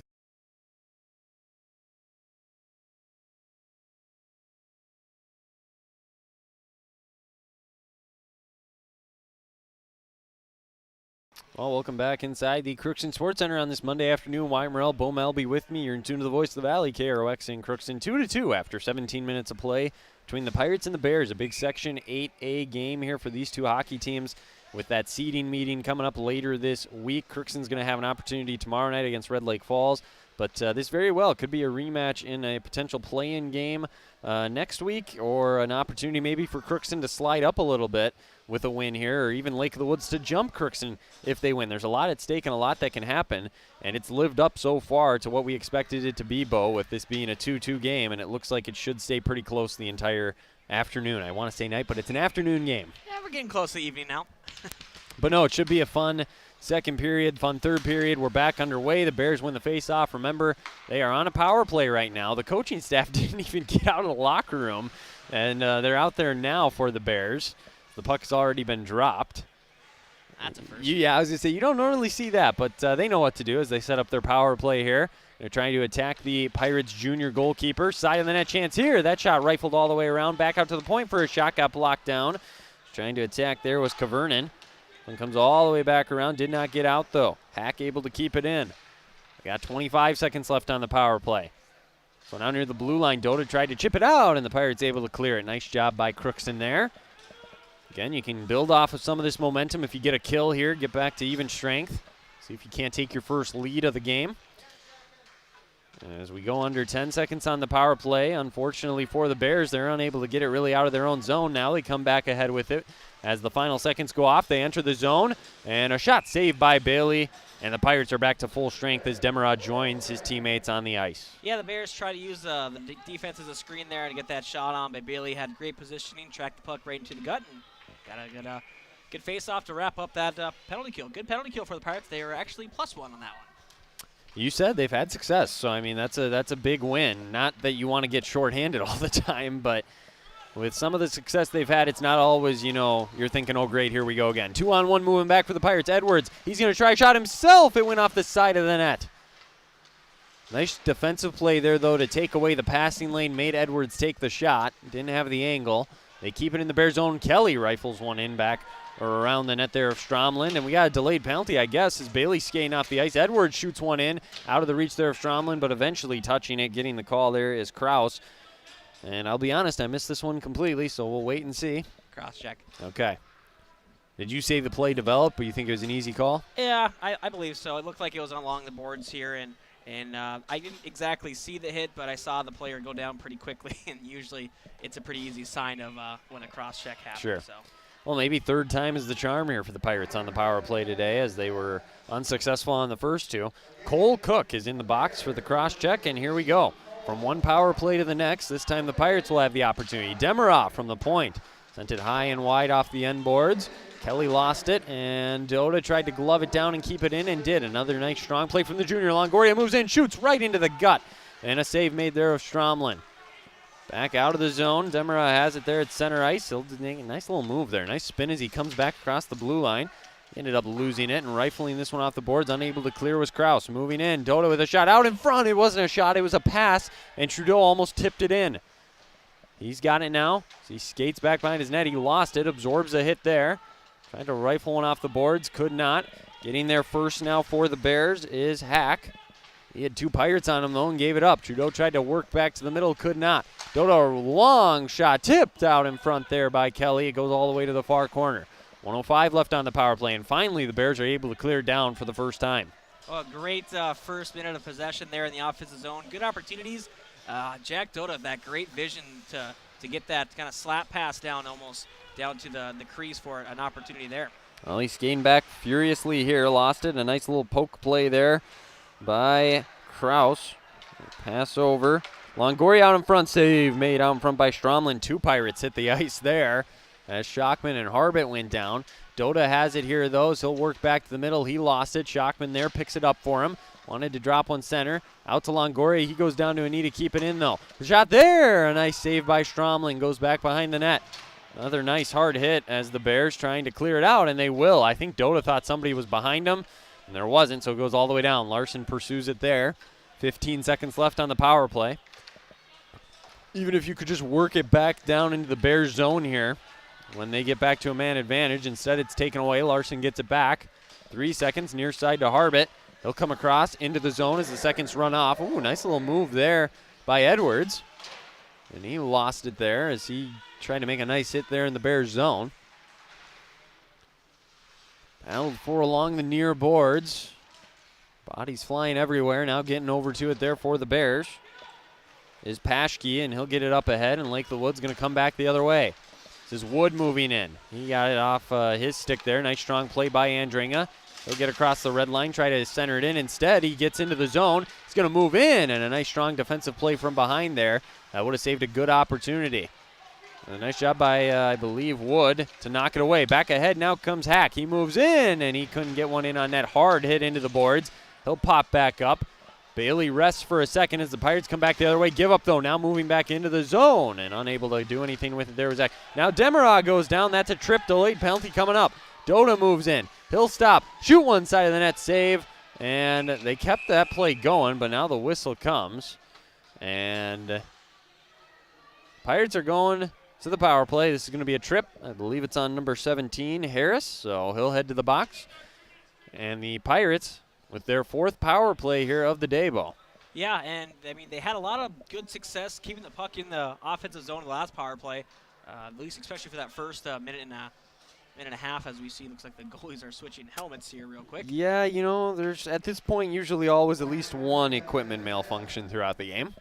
That's fair, but yeah, so we'll see if the Pirates can keep on improving on their offensive play. It's been a really good period for them so far, and yeah, they've almost tied up the shots again, too. Yeah, 15-13 now in favor of the Bears. It was 14-8 at the end of the first, and they did have a power play this period already. And now they're on another one here, so see if they can finally get one to go by, take the lead. Dota lost it, and the Bears, they're not thinking dump at the moment. They're thinking let's attack, and now they will dump. That's not offside somehow. I thought for sure it would have been, but instead knocked down there and in the Pirates zone. The Bears control it. They lost it, and now Pirates are going to come back the other way. Longoria, he's got Kelly with him. Moves across. Trudeau in the picture now as he comes into the blue line. Kelly at the slot. Going to drop one back to Demera. He'll center one across. Dota, maybe looking for that hat trick. Lost it off his stick as he sat and waited for a little bit. And now it's sent all the way down the ice. Yeah, I think Dota's a little upset himself. He just couldn't get a good handle on that puck because he had a lot of open net there. Just couldn't get the shot off. Demera holds behind his own net. They'll set up their attack here. 1:07 left on the power play. Lead pass up ahead to Edwards. He'll dump one in and chase after it.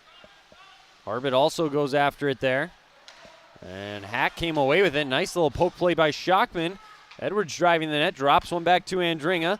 He'll hold. Look. Now he'll shoot one in near the net. Knocked down in front. Loose puck. And coming away with it is Hack. Hack's looking to come back the other way.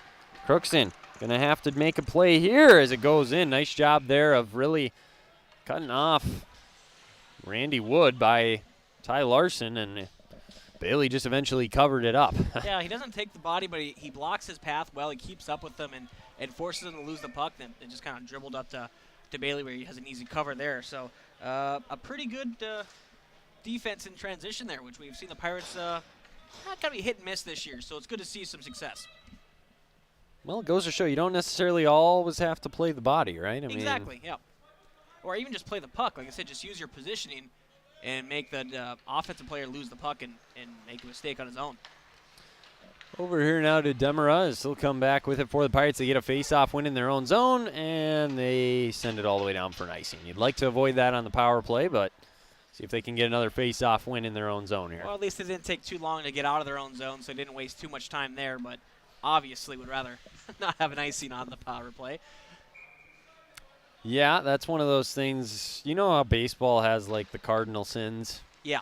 Is that, like, would be one of the hockey ones, I guess? I don't think that's too – I mean, it's up there, but I don't think it's a cardinal sin. All right, fair enough.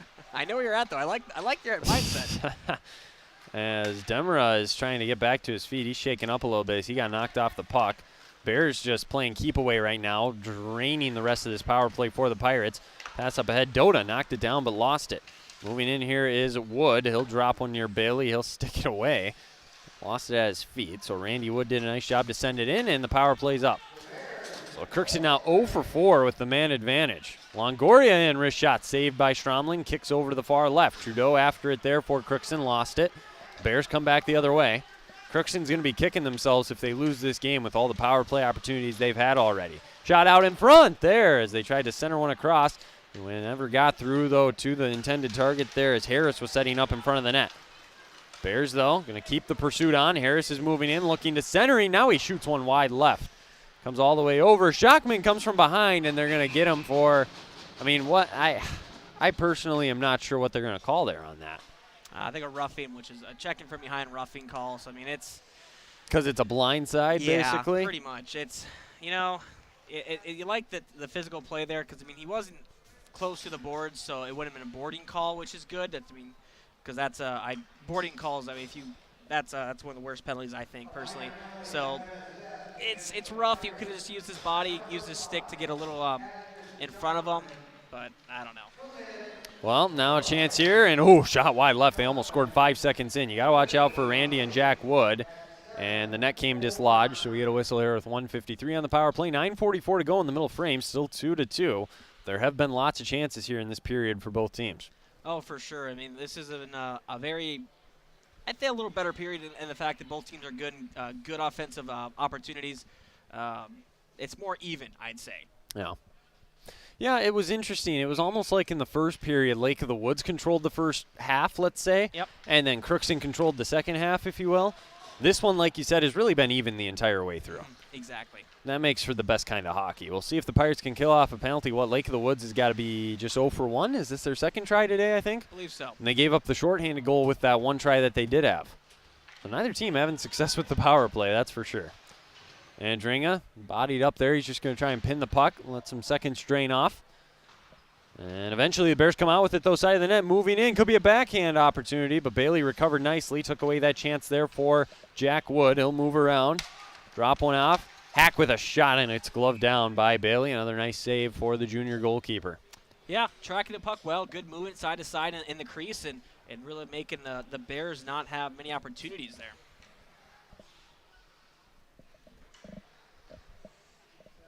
So 9:07 here to go. Another, they're switching helmets again. I just realized that the goalies are. So I'm not sure if they fixed something on that one and switch back, but we'll assume that. You don't see that very often. No, if we had a player, if we had an in between the glass guy, we'd probably know, but don't have that, unfortunately. And we need one. We're live streaming the game tonight. I think we could make it work, huh? Yeah, sure. Oh, chance out in front there, and that one knocked down there by the Pirates as that was a good-looking close for Charlie Eck. Pirates finally able to clear one down. We go under a minute left on the power play. Harbit pursuing their nice, strong defensive play there. Maybe gets them out of their rhythm as Kelly tried to knock in. Almost had a clear path to the goal, but couldn't get it off of the stick there soon enough of Cole Cook. Oh, nice hit here near center ice by Caden Edwards as he was able to lay out Stephen Harris. 38 seconds left on the power play. The Bears finally control one in the Pirate zone. Down in the corner. Larson chases after it there. See if the Pirates can get another clear here. Instead, back behind the net. Ooh, trying to drop one off there was Harris, but not on the same page with Eck. Still back behind the Pirates' goal. 18 seconds here remaining in the power play. Comes over to Larson. He'll rifle one off the boards all the way down. A nice job by Crookston to send that one down. They get a quick line change here. Pass comes all the way down for what's going to be an icing. And they make the call. It was close. Yeah, I know. I was looking, and you don't see too many goalies ice the puck. Well, and I was going to say, I mean, I didn't quite have the angle you had, but it looked like that was pretty close to being able to keep that from going all the way down on the end line. I'm neither here nor there on that comment. 3 seconds left, though, on the power play. Let's just go back to that. Pirates in a face-off here down in the Bears zone should be able to kill off the penalty, and they do just that, but coming back are the Bears. Joining his teammates is Shockman as they move across. 7:45 and counting here in the middle frame. Again, a big Section 8A hockey game here from the Crookston Sports Center with playoff seeding implications. Longoria across center ice. This top line can get going again. Longoria moves in. Oh, and at the last second they call offside on Shockman, and the Pirates bench ain't having it. I mean, I thought he'd take back as well. That's the thing. That's why I'm a little concerned here. I'm going to take a peek at the stream. Well, let's take a look here at our replay. I thought he was back. You already missed it when you looked over. Yeah, sorry. I know. Yeah, but yeah, no, I thought he was back over. I don't know. That seems like a rough call for the Pirates, but especially on a rush like that, too. You had some momentum, but hopefully they can turn things around here, win this draw, and get back in the offensive zone. Coach Hardy just kind of pats Shockman on the helmet there and says, not your fault. Yeah. And this one stays in play off of the face-off. Trudeau tries to kick it down. Get after it there. 18 to 15 shots on goal now in favor of Lake of the Woods. It really has evened out. Bears coming back. We'll see who gets the next lead in the game. Could be here as that shot goes wide there on an attempt from Jack Wood. Comes out near the blue line. Back out here near their own zone. The Bears going to circle back, send one off the boards there and get it to Cajun Kraus. He'll send one in. He's got one of the goals today. Pirates going to try and get back on the offensive attack. Neither team necessarily getting substantial zone time here as of late. One back behind the net. Trudeau takes a nice hard hit. Nice job to chip it away there. Shot there. Glove down as Harbit did a nice job to get one in on net. Stromlin makes the save. Get a whistle here. 6:41 to go. Face-off coming in the Bear zone. Yeah, I would like to see maybe a rebound opportunity, like shoot a little low. As the Pirates, especially on their power play, they've been shooting high, trying to pick corners, which there's nothing wrong with that, but at a certain time, I mean, if you're going to get not many shot opportunities, maybe try to get a rebound, try to generate something else. Let's put it this way. There's maybe certain people that can be picking corners and take those opportunities, more or less. Yeah. Shockman up ahead here to Kelly. Got off of his stick over back to Shockman. Out in front, Kelly's got it. Oh, the backhander went wide. I think he was surprised he had the puck. Just couldn't quite put the move together. It was a great pass from Ashton Shockman to set up the attack. It's still in the Bears zone. And now coming away with it there, Shockman, another nice strong play. He's having a great shift here for the Pirates. Stays in the zone. Now coming away with it there for Lake of the Woods is Tiboni. Tiboni up ahead. And they got it across on the near side, moving in. A nice little stick play by Demara again. Back come the Pirates. Edwards gets across the ice. They're getting a change, so he'll dump it in. They'll get some fresh skaters on the ice. 5:48 and counting here in the second period. Game's still tied at 2-2. It's been a good one here on this Monday afternoon. Along the near boards there, Trudeau's going to make a strong hit. Comes over here to Larson. Chipped ahead. Trudeau lost it off of his stick. Bears unable to get it out of their zone for the time being. Comes over to Demara here at center ice. Doda, nice little patient move there. Dekes out the defender. Eventually drops it back here to Demara, and he'll move in and had it knocked away. The Bears are coming back. Could be a breakaway. Moving in. Shot off the post. What a shot there by Evan Paschke as he had a clear line to the net and just sent it off the post. That's, as the saying goes, a quarter of an inch, right, Bo? I mean, Goalie's best friend. So stays 2-2. Another try. Bailey makes another save. We go under 5 minutes. Near the front of the net comes out. A block out in front. Might have saved a goal there by Ty Larson. Pirates starting to scramble a little bit here. They could maybe use a whistle. Dropped off to the slot down near the side of the net. Sticked away. Doda turns, looks, gets it up ahead to Shockman, and wow, he got leveled. Coach Hardy's got his hand in the air wondering where the call is there. And now they're going to get one, though, as Hack tripped up Longoria. So is he just wanting a roughing call there as well, especially since Shockman got called for one earlier? Oh, I thought it was an elbow in personally. Elbow, okay. It looked like his elbow got high a little bit, but apparently the rest didn't believe so. But either way, the Pirates, as you said, get a penalty out of this or a power play out of this, so hopefully they can take advantage on their 5th attempt. 5th time's the charm, right? I believe that's the saying. Yeah, we'll go with that. Well, you know, you got to find a way to give yourself some confidence here. They've not looked great on the power play tonight. So 5th try for Crookston. A quick shot there, knocked down. Almost a chance there for Crookston. Comes around to Edwards. He's got it on his stick. He'll stop on the near boards, try to rifle one to Shockman. Comes over here to Andringa. He'll skip one across to Melsha. His shot, pad save made there by Stromlin, and this one all the way down. A decent start for Lake of the Woods on the kill. Andringa gonna skate away with it, back up ahead. He's got a defender behind him pursuing, lost it off of his stick. That's gonna be offsides, as that time I don't think there's any arguing that Shockman was across. So whistle coming here outside of the Bear zone. A little more clean cut, that call. Yeah. A little bit. So face-off coming here outside the Bear zone. 127 still on the power play. Getting to that stage, Bo. Goal here for either team makes a big difference heading into that final period. So I don't think either team wants to give one up. That would be something that would definitely haunt them potentially the rest of the way. But the Pirates with one of their better chances here, I would assume, in the rest of this period with the man advantage right now. See if they can take advantage of it. Demerau with it here, goes back behind his own net. Leave one up ahead to Dota. Nice cross-ice pass to Longoria as they got some positive momentum moving forward. He'll drive to the right. Stop, look to center. Now drop one back to Demerau here near the blue line. He's got it as he holds his own off the boards to Longoria. He'll go across in the slot. Dota scores! The hat trick for Jack Dota. And it's 3-2 Crookston. I mean, what more can he do? He's got a hat trick. He's got his 100th career point. Pirates now have the lead. One a night from Jack Dota. Oh, that's what you want from your leaders, and that's what that's why he has the C on his jersey. It's not only the leadership off the ice, but also being able to carry the team in situations like this on the ice where your teams. I mean, they're having chances, but the offense isn't really moving along at the greatest pace. So if you have someone, a little spark plug like this, it's huge. Oh, yeah. I tell you, Longoria really had a great pass as well to set it up, though. A great vision. And as we said in pregame, and we'll say probably for the rest of their careers, their connection between those two, just knowing where they're at the ice, know how to get the puck in there in the sweet spot there, in the kind of the swing zone, if you will. It's been huge for the Pirates. Chance to tie out in front there. Got knocked down again before it could get to Bailey. Slap shot now, and that one was blocked as well. Couldn't quite get it in on net. Now comes out of the Bear zone all the way down for an icing. I don't think the Pirates are too upset with that. Get a fresh line out there. 2:53 to go.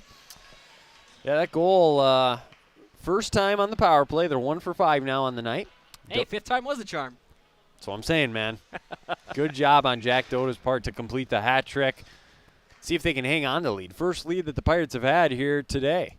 Lake of the Woods jumped out 2-0. They've scored 3 unanswered now to reclaim the lead. And again, they're looking for their 3rd straight win here tonight. And that almost was a trip, but he maybe embellished that one a little bit. So the Pirates come back with it, and they may have just iced it again. So another face-off coming down in the Bear zone. 2:35 to go. Yeah, I realize that's a natural hat trick for Jack Dota.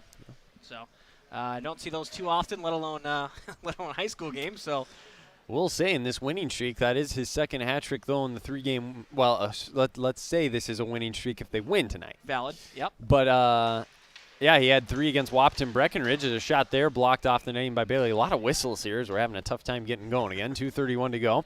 Gives us more time to talk, though, and Jack Dota did have a hat trick against Wapton Breckenridge, so it's his 2nd hat trick in 3 games. Yeah, he's really been on fire, and as you mentioned, Longoria has been doing a great job. He's probably set him up on at least half of those goals, I think. So. Yeah, I mean, at least. And, you go to the other game where he didn't have that trick, he had 2 goals in that game. So, I mean, he's doing a lot of scoring here recently. So you love to see it this time of the year. You got to start peaking and playing your best, and Jack Dota certainly trying to lead that charge for Crookston. He's coming back with it again. Longoria moves in. Ooh, and Dota got a little aggressive, or did they call it on Trudeau? Must have been on Trudeau there. I didn't even see Trudeau. I think he was along the wall here. He was on our near side. Caught me off guard when we skated out from my blind spot there, but tough spot there for the Pirates. They had momentum, and obviously having those 2 on the momentum really helps. But that would have been an opportunity, no question about that. Talk about that in the intermission there. So here we go. Back into play as we approach 2 minutes to go. Drop down there near the Bears net. Under 2 minutes now. See if they can build some momentum here before the end of the period. Pass up ahead, moving across, and that pass knocked down by Longoria. Came right onto the stick there, though, for a chance from Harris. He sent it wide. Pirates get it out of their zone. 1:44 and counting. Dropped off the near boards. Longoria moving across with it. All the way across. Chance for Shockman. They score! Wow. Ashton Shockman, welcome to the party. And it's 4-2 Crookston. They've scored 4 straight and have taken a 2-goal lead here in the 2nd. Alex Longoria, playmaker of the year. Write it down. That was incredible. That's 2 cross-ice passes now that have just been threading the needle. Not only to have that vision, but to have the ability to get that puck through that window and get it across ice and put it on a platter. for him. So just, wow. Well, he had one of the assists in the first period as well. So he's got 3 assists now tonight. And he's really been the playmaker and the one setting it up. Nathan Kelly is also going to get an assist for that one.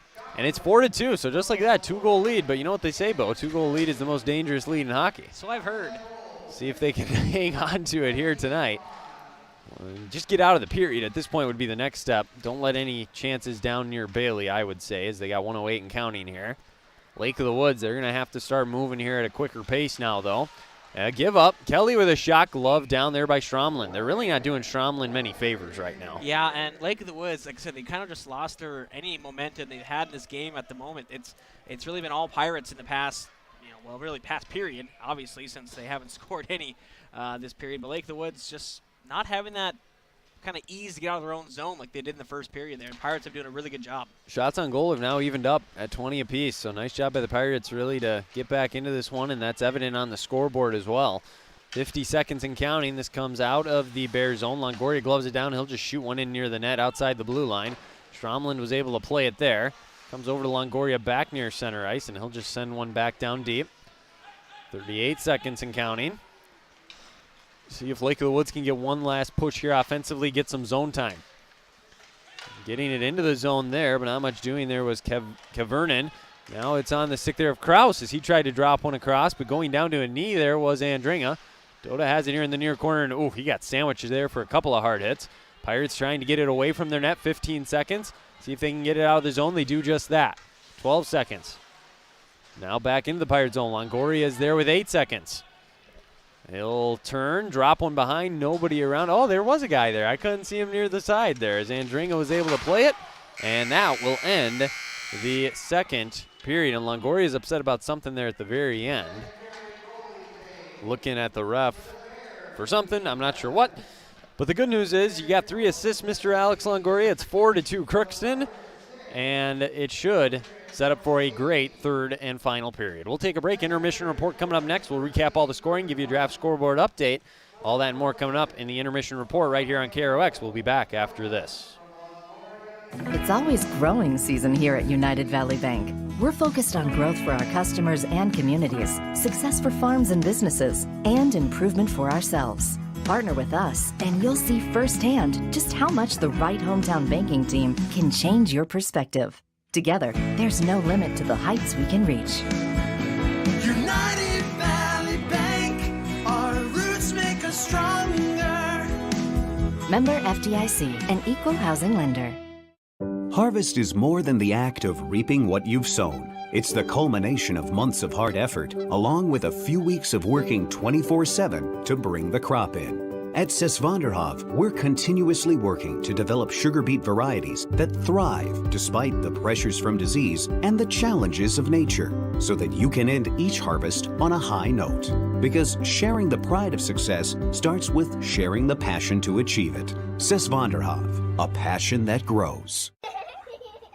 Thrive Valley Head Start Child and Family Programs offers child-centered, family-focused services in a community-based setting. The program provides health, nutrition, dental, mental health, family services, and parent engagement opportunities. Available for income-eligible children birth to 5 years old, as well as children with special needs, at-risk children, and families and pregnant women. Thrive Valley Head Start Child and Family Programs has centers in East Grand Forks, Grafton, Ada, and Crookston. For more information, visit tvoc.org.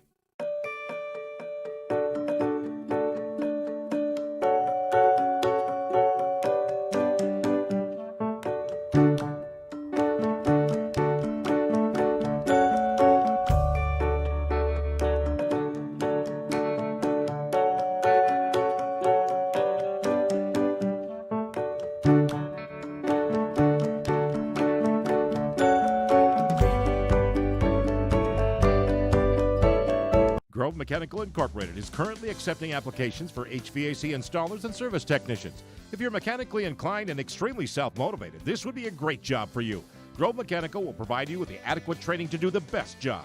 They offer 40-hour work week, competitive pay, simple IRA with company match, paid vacation and sick days, health insurance, uniform, and company vehicle. Email your resume to gmi@rrv.net or go to grovemech.com to fill out an application, or you can drop off your resume at Grove Mechanical, 1001 Bruce Street, Crookston. You can make a sweet life right here in the Red River Valley with a career at American Crystal Sugar Company. Our shift schedule offers 14 days off per month, which gives you time for family, friends, the great outdoors, and everything else you enjoy about small-town living. Entry-level positions are available, and pay starts around $18 per hour. Apply today at crystalsugar.com and share in our sweet success. For all of your automotive service needs, call Christian Brothers Ford here in Crookston. We have a service team to handle all of your vehicle's needs. Does your vehicle pull to the right or left? Call and schedule an alignment today. Proper alignment saves gas and wear on your tires. We're here to take care of your vehicle repairs and maintenance. Call Christopher or Jersey in the service department at 281-1338. Make an appointment today with the service department at Christian Brothers Ford of Crookston, where we make it easy.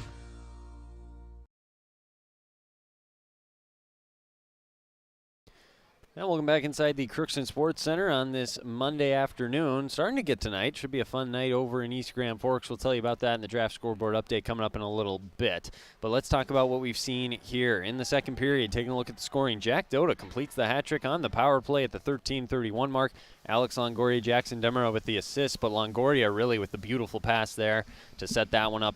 Then a couple minutes later, Ashton Shockman at the 15:25 mark. He gets in on the fun, makes it 4-2 Crookston.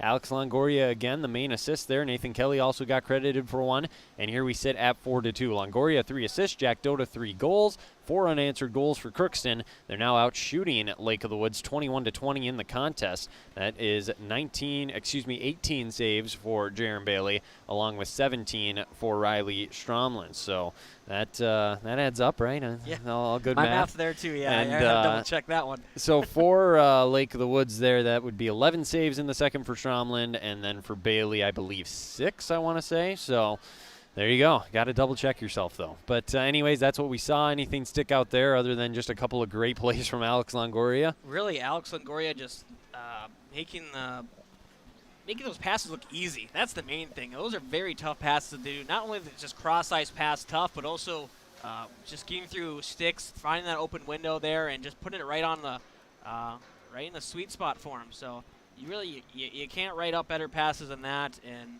give credit for that. And actually, I mean, Dota tried even like a nice, pretty good pass on that power play there down low. And so the Pirates are feeling a little confident right now, which is good to see that. And obviously it's working out for them, that things are clicking.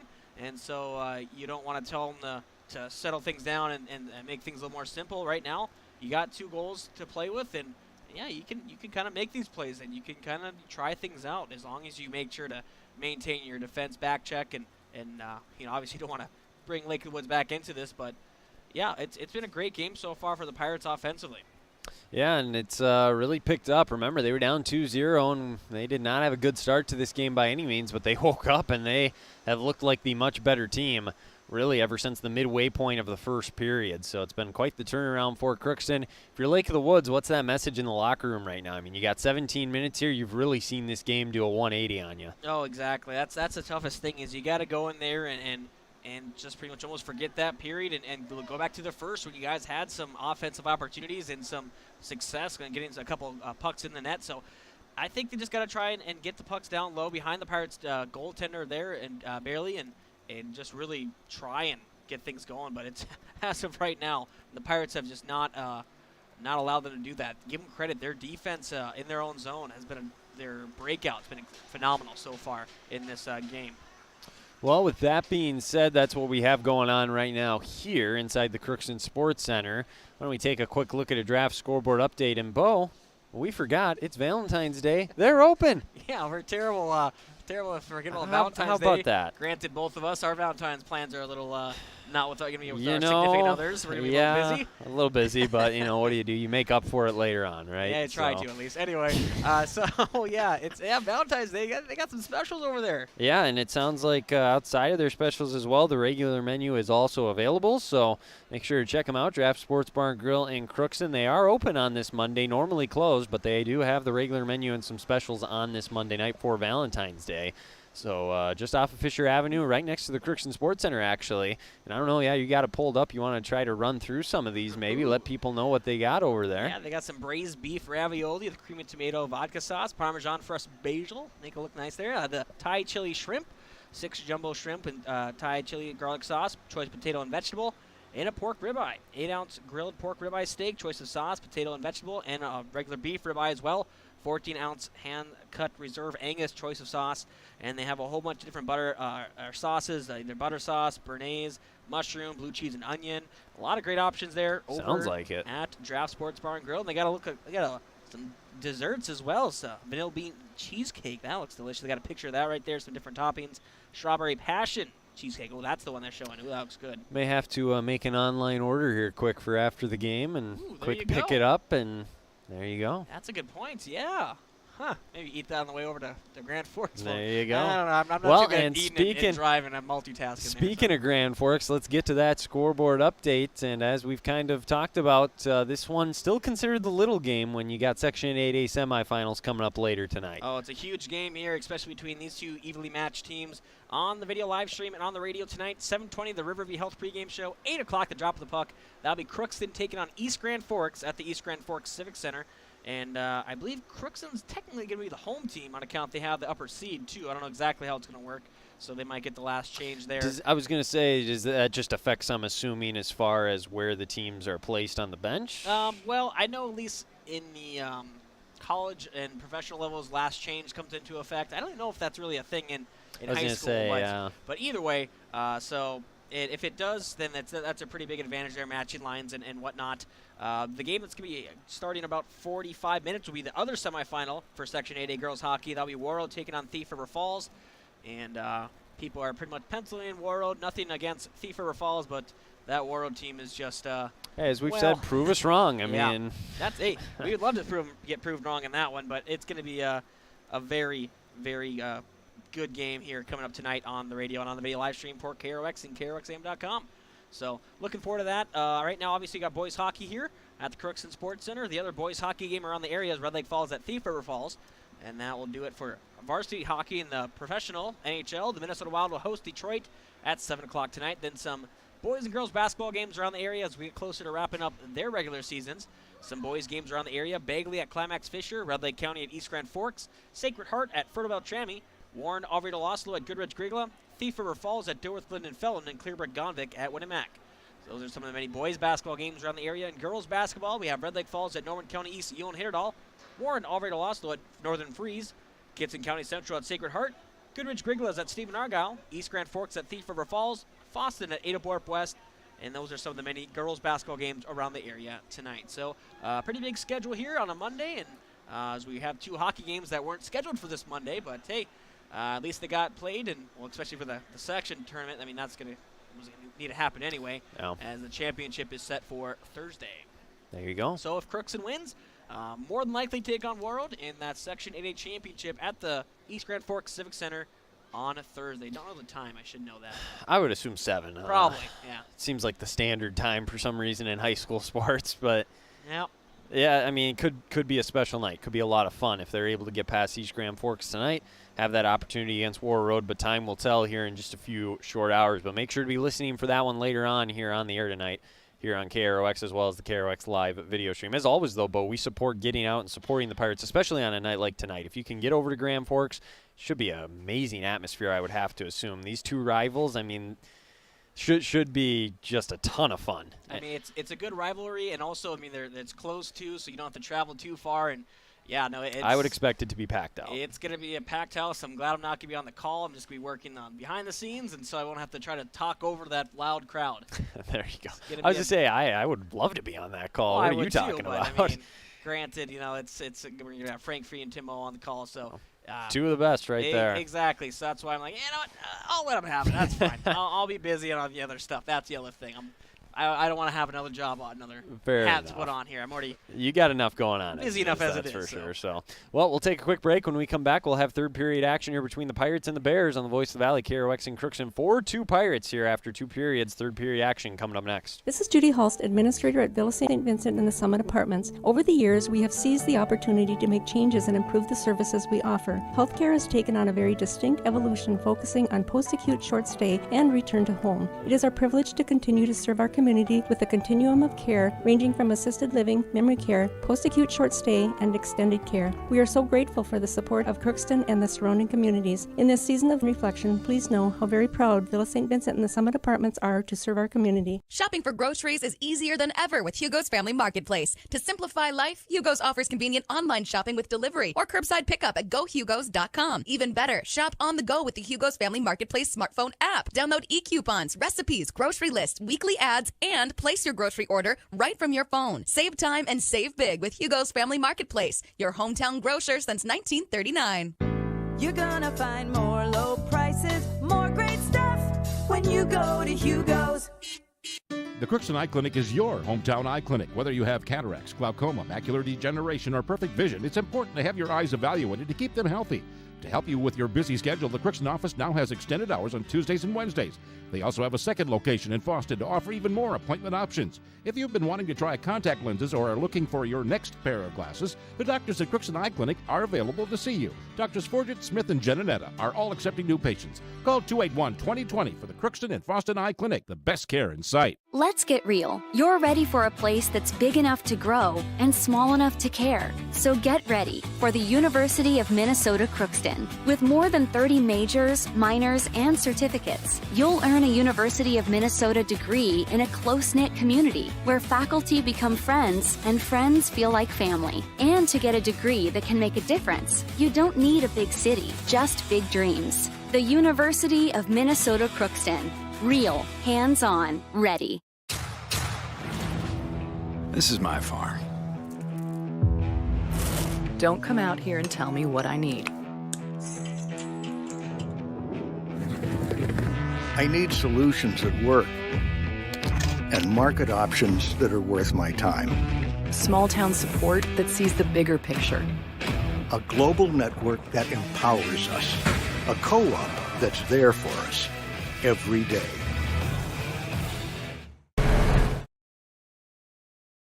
Minutes to decide this one here between the Pirates and the Bears. It's been a fun opening couple of periods. Once again, Riley Stromlin in the net here for the Bears and Jaron Bailey for the Pirates as Crookston looks to get their third straight victory, move to 6-16-1 on the year. Lake of the Woods trying to avoid falling to 7-12-1 with this loss potentially looming. They'll need to get at least 2 goals here in the third period if they want to even think about coming away with a win here on the road. Face off, we're back underway from inside the Sports Center. As the Bears move in quickly here into the Pirate zone, Longoria flips one back out near the boards. Trudeau there will go right back to him as they play a little two-man game. Pass up ahead to Dota, out of the reach of him. Might have been deflected. Back in come the Bears. A little shot there from the blue line, and that one got bumped off by Longoria. That avoided getting on net that way. And back behind the net, comes off the board, skating over there.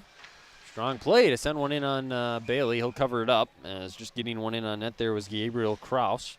So Kraus in on net, saved by Bailey, and we're still 4-2. Yeah, the Pirates are going to have their hands full because the Bears are going to be obviously going full on out. And, I mean, you're down 2. There's plenty of time left, but you got to get something going if you're the Bears. So the Pirates really going to have to be strong in their defensive zone to get things going. Yeah, they're absolutely going to be seeing the best that Lake of the Woods can provide here in this third period. It's a now or never mentality. Pirates win a face-off. Up ahead to Dota, dropped it back off to Trudeau. Just too much Bears action there for Crookston to really get anything going. Looked like that was going to develop into something initially. Comes out here near the blue line over to Longoria. He'll turn another great pass, and Dota just missed that one off the side there near the net. Maybe like to have that one back, as this is going to come all the way out and go all the way down for an icing. Face-off coming back in the Bears zone. But, yeah, you don't see Dota usually just flat-out miss those in close. Well, I mean, I don't know if you think that Longoria was going to be able to get that puck down there. That was a great... I thought he did it again. That's thinking. It was another great pass, just threading the needle, and it was a little close. Like I said, Dota was a little handcuffed and couldn't get a good stick on it. But, yeah, just Longoria proven his playmaking skills here again and again. I guess some days you're just feeling it. And, I mean, Clearly. he is clearly feeling it today. One back behind, played there near the corner. And losing it there was Hack as he tried to get it out of the zone. Shot there from Demeron. That one floated just wide of the net. Kelly got to it first, so the Pirates keep possession. And this is not the start you were looking for if you're Lake of the Woods. They try to get possession here. Gave it up. Moving in. Edwards tried to knock it down out of midair. Could not. He's triple teamed in the corner. He gave it up. Hack played one up ahead. They get it out of the zone. Nice little sidestep, and back they come. Eck moving in. He continues to fight for it, and he went down as Harbit made a nice defensive play there for Crookston. Comes over, shot there, rifled in, and Shockman hit the ground. He's got 1 goal today. Dota with the other 3 as he's got the hat trick leading the way for Crookston. We go to 15 minutes to play here today. Again, Crookston trying to hang on to a big Section 8A victory. And that, I'm surprised, wasn't called too many men on the ice. It looked like it hit the skate there of the Bears players he was exiting. Instead, we get icing. We'll come down the other way. I'm not sure if that's the rule or not, but it sure looked like it hit him on the way out. Yeah, that might be a little lenient. And then high school, I mean, it's... Rules are rules. I think he had a foot in the bench, so that might have been why it was okay. But is that what it is, too, if you get out there? I mean, hey, you're the hockey guy here, man. That's one of the great you know all the rules. I should really look that one up more because that one always is a little confusing for me. I think it's because there weren't too many players. He was clearly going for a change, I guess. Like he wasn't attempting to play the puck, so I think that might have been it, too. Like you said, maybe they are a little bit more lenient, too, which is understandable. In the corner here, Dota tries to get it out to Longoria as they try to get it out of their own zone, and they do so successfully. Oof, he had Trudeau streaking down the far side, just didn't have enough time to get it to him. Bears come away with it now here at center ice, and that was going to be offside, so they have to fall back. Larson over to Longoria here on the near side in front of us. He'll come across the blue line. Nice little sidestep, but lost the puck. Now it's picked off center ice. Dota moves in. One too many moves, but came over to Longoria, and this shot wide is losing his stick was the defender there for the Bears. Back come Lake of the Woods. Lots happening there in that short little spurt. Now losing the stick there, trying to drive in was Kajan Kraus. Now back ahead come the Pirates. One dumped in, bouncing puck. Ended up going to the right, and it's covered up there by the goalkeeper Stromland. We get a whistle. Was Longoria on his knees when he shot that puck? He was indeed. Well, so I was so surprised. I had a stick flying through the air. Dota tried to maybe make one more move than he should have lost. It came right over to Longoria as he's somehow on his knees, and he put a pretty good shot on it. It just went a little wide. Yeah, I mean, that's when you say he's feeling it, he's definitely feeling in the groove right now. Longoria just pretty much can do anything he wants. Fun to watch. Yeah. So the Pirates can build off this momentum. They go right back in on that, and it's covered up again by Stromlin. 13:49 to go. So Crookston got to continue to fight here, play hard. They're going to have to earn this win in the last 13:49. Scored 4 unanswered goals here today after Lake of the Woods built a 2-0 lead, and, well, here we go again with the change. And you said there was more to that, and I still have not got the explanation, so we'll maybe have to see if we have a little bit of time here afterwards to discuss it. Back come the Bears here.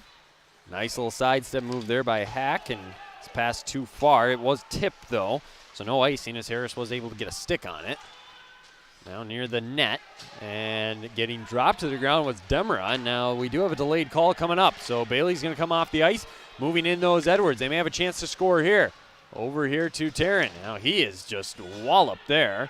And we have the call now with 13:17 to go. And this is going to be a holding or a hook. Okay. Okay, so we got a hook. I be honest, again, half the time these plays I feel like happen away from the puck or something, and I just miss them. No, I mean, he was chasing the puck. It was behind. It was theirs. They were coming out behind the net there and just got his stick back there. And who knows, maybe that was a good move to kind of pin your arm down and hold the opponent's stick too up there. I've seen that happen from time to time. So either way, Pirates on a power play. 6th try of the night on the power play. Certainly haven't had that much success, but they did just recently as they were able to get one to go. This one comes all the way down. Bailey's going to let Dota skate after it. Nice little pass there to Demera, and they can come back the other way. Under 13 minutes to go, and that's not what you need if you're the Bears here, is to be trying to kill off a power play for Crookston. Is driving in, backhanded. Longoria almost had a goal. That's really all he needs at this point to complete what has been an just unbelievable night. This one comes all the way down. Dota, Longoria, and Demara move back. Kelly and I believe Trudeau are out there with them. So they'll come back the other way. This top power play unit. Pass to Trudeau as he'll move across into the Bear zone. He lost it off of his stick, and now it's rifled around. Dota knocks that one down near the boards. He lost it as he was fighting for it. Now comes away with it. Has to move back in and lost it. 1 minute left on the power play. We're halfway through. Demara's shot got blocked down, and covering it up is Stromlin, so we get another whistle. 12-12 on the clock. Crookston, I mean, you would love really that dagger goal, if you will, get up 3 goals here, but if anything, don't let up a shorthander or good attack going the other way. So you almost played a little bit more conservative on the power play. Make sure you're not putting yourself in a bad spot. Well, I think if your forwards can be a little more, it can stay aggressive, but your defense maybe don't pinch down, don't try to hold the zone. If anything, like I said, don't just get beat going back the other way. As you mentioned, you don't want to let up a shorthander, let alone just any opportunity to give the Bears any sort of momentum. As you mentioned, the 2-goal lead, there's that saying, it's the most dangerous. It's the most dangerous lead. But at the same time, that third goal is very big. So you really would love to get that breathing room. They almost had an icing there, but luckily it was in on net, so it keeps it down in the Bears zone. 11:43 in counting. They got 25 seconds left on the power play. They're in the near corner here. Just a slew of bodies there trying to get the puck. Eventually it comes out to the Bears. They backhand one out of the zone down to Crookston's end of the ice. Crookston will have one last push here on the attack, and it looks like they coughed it up. Now they'll dump it all the way back in. Nice play by Hack. 5 seconds left. That will kill the rest of this power play, so we'll be back to even strength. But we're already down to 11:15 remaining, and Crookston's still up 2. Lake of the Woods has to move quick here. We'll go down here near the net. Even if they could just put a shift or two together here where they had some positive momentum. They have not had the puck down in Crookston's end of the ice very much here in the third. 11 minutes to go. That one out in front. I think it hit the side of the net, kicked over to the right here. Battling for it there is Kraus. Kraus wearing the C on his jersey, trying to make something happen in the center, out of the reach of Wood. Comes all the way out, though. Shot here. It went well high. Just trying to go top corner there was Gabriel Kraus. And now the Bears come away with it. Moving into the right. Going to try and dump one back behind the net. Moving over there is Gabriel Kraus. He got it out to the center, almost tipping one that in on net was Cole Cook. The Pirates. Ouch. Did that hit Hardy? No, I think it... That one went into the Pirates bench. His reaction sure wasn't too happy. Yeah, he was, you got to be on your toes in the bench there, and especially for the coaches who aren't wearing helmets, it's a little dangerous. But he just hopped off the bench and basically was shaking his head. I don't know if that has more to do about the play or if that puck was a little too close for comfort. But either way. Anyways, we get a face-off back in Crookston zone. 10:30 to go. They do win it. They've had a lot of success on the face-offs here, especially as of late, and that's really set them up for success. Longoria moves across center ice. He's on the right side. A little wrist shot there. Whoa, that one up and out of play. A souvenir for somebody to take home. Sure. Yeah, no, that's the best breakout we've seen for a while. The Bears that was probably their best offensive momentum in this period at least so far. And just seeing the Pirates be able to all of a sudden take that, win that our defensive zone draw, and then make 2 passes and get in the offensive zone, that's exactly what you want to see. They've looked really clean and crisp at times tonight. Mulcha dumps one in off of a face-off win there. 10:08 and counting, and Lake of the Woods going to try to set something up back the other way as the Bears move in. Nice little move to get by the defense there by Harris. He's cut off. It's like one guy can make a move there for the Bears, but eventually they don't have the numbers ever, it seems like. As Crookston come away with it here, Longoria is slowly working, trying a nice long cross-ice pass again. That time they don't connect. And the Bears move in with it. Hack trying to move back to the middle there. He'll slam on the brakes. Look to attack middle, and that one sticked away there by Trudeau. He tries to race after it. Coming out of the net, though, and it's going to end up being an icing. But even if it wasn't, playing it there would have been Stromlin. So back to the Crookston end of the ice, 9:33 to go. You know, Lake of the Woods, they've been really struggling getting offensive pressure when they're cycling the puck down low and getting the puck in deep. They've had some success in the transition, and I think Crookston just really has adapted to the game and really done a great job gumming up those lanes and forcing them to dump it and not giving those opportunities to carry the puck in. Now here's a little action in the Crookston zone. Nice save by Bailey, though. Covers up the 5-hole and is able to just get a hold. 9:21 to go. Seems like the first shot for Lake of the Woods. I think it in a while. was. Yeah. Well, and it says apparently that Crookston only has one shot on goal this entire period as well. So one shot for each team on goal here in the third. I'm not sure if they're keeping that up to date or not, but, you know. Yeah, that's weird, but at the same time, there's been a lot of shots that gone wide. There has. There's been a lot block of shots action. There's another one that's definitely on net as Bailey makes another save. Jack Wood with that attempt. Shots are all even now, 22 apiece. 9:17 to go. Even as it could be for this style of a game, you expected this to be close, and really it's lived up to that. These two teams seem very even. Crookston has just made a couple of extra big plays, Longoria specifically. It's allowed them to take this 4-2 lead. One knocked away again as Wood moves in and shoots it right into Bailey again. That one went up a little bit high right into the chest. Not sure if he would have. That's one of those. It's like, was he going top? What is he going low? Did he shoot in between? You know. I think he might have just been shooting the puck. You think so? Not so much aiming, just trying to get it on nets. Which isn't a bad strategy at times by any means. Bailey doesn't give up a ton of rebounds when shots are high like that, though. As they're going to move to the center again, driving in, and they score. All the way through the heart of the Crookston defense, and it's a one-goal game. They're not going away without a fight. His second of the game is Occasion Kraus. So Occasion Kraus with the goal, and it's 4-3, excuse me now. Yeah, and that's the thing. The Pirates just seemed like they were out of gas, which didn't make any sense because there was a new shift, but they just hadn't been able to win any face-offs for the last three defensive draws there, and Lake of the Woods makes them pay and makes this a close game. Well, remember back in the first, we said I'm not sure if the Pirates just aren't moving well. That was similar there, too. He just kind of skated through the entire defense.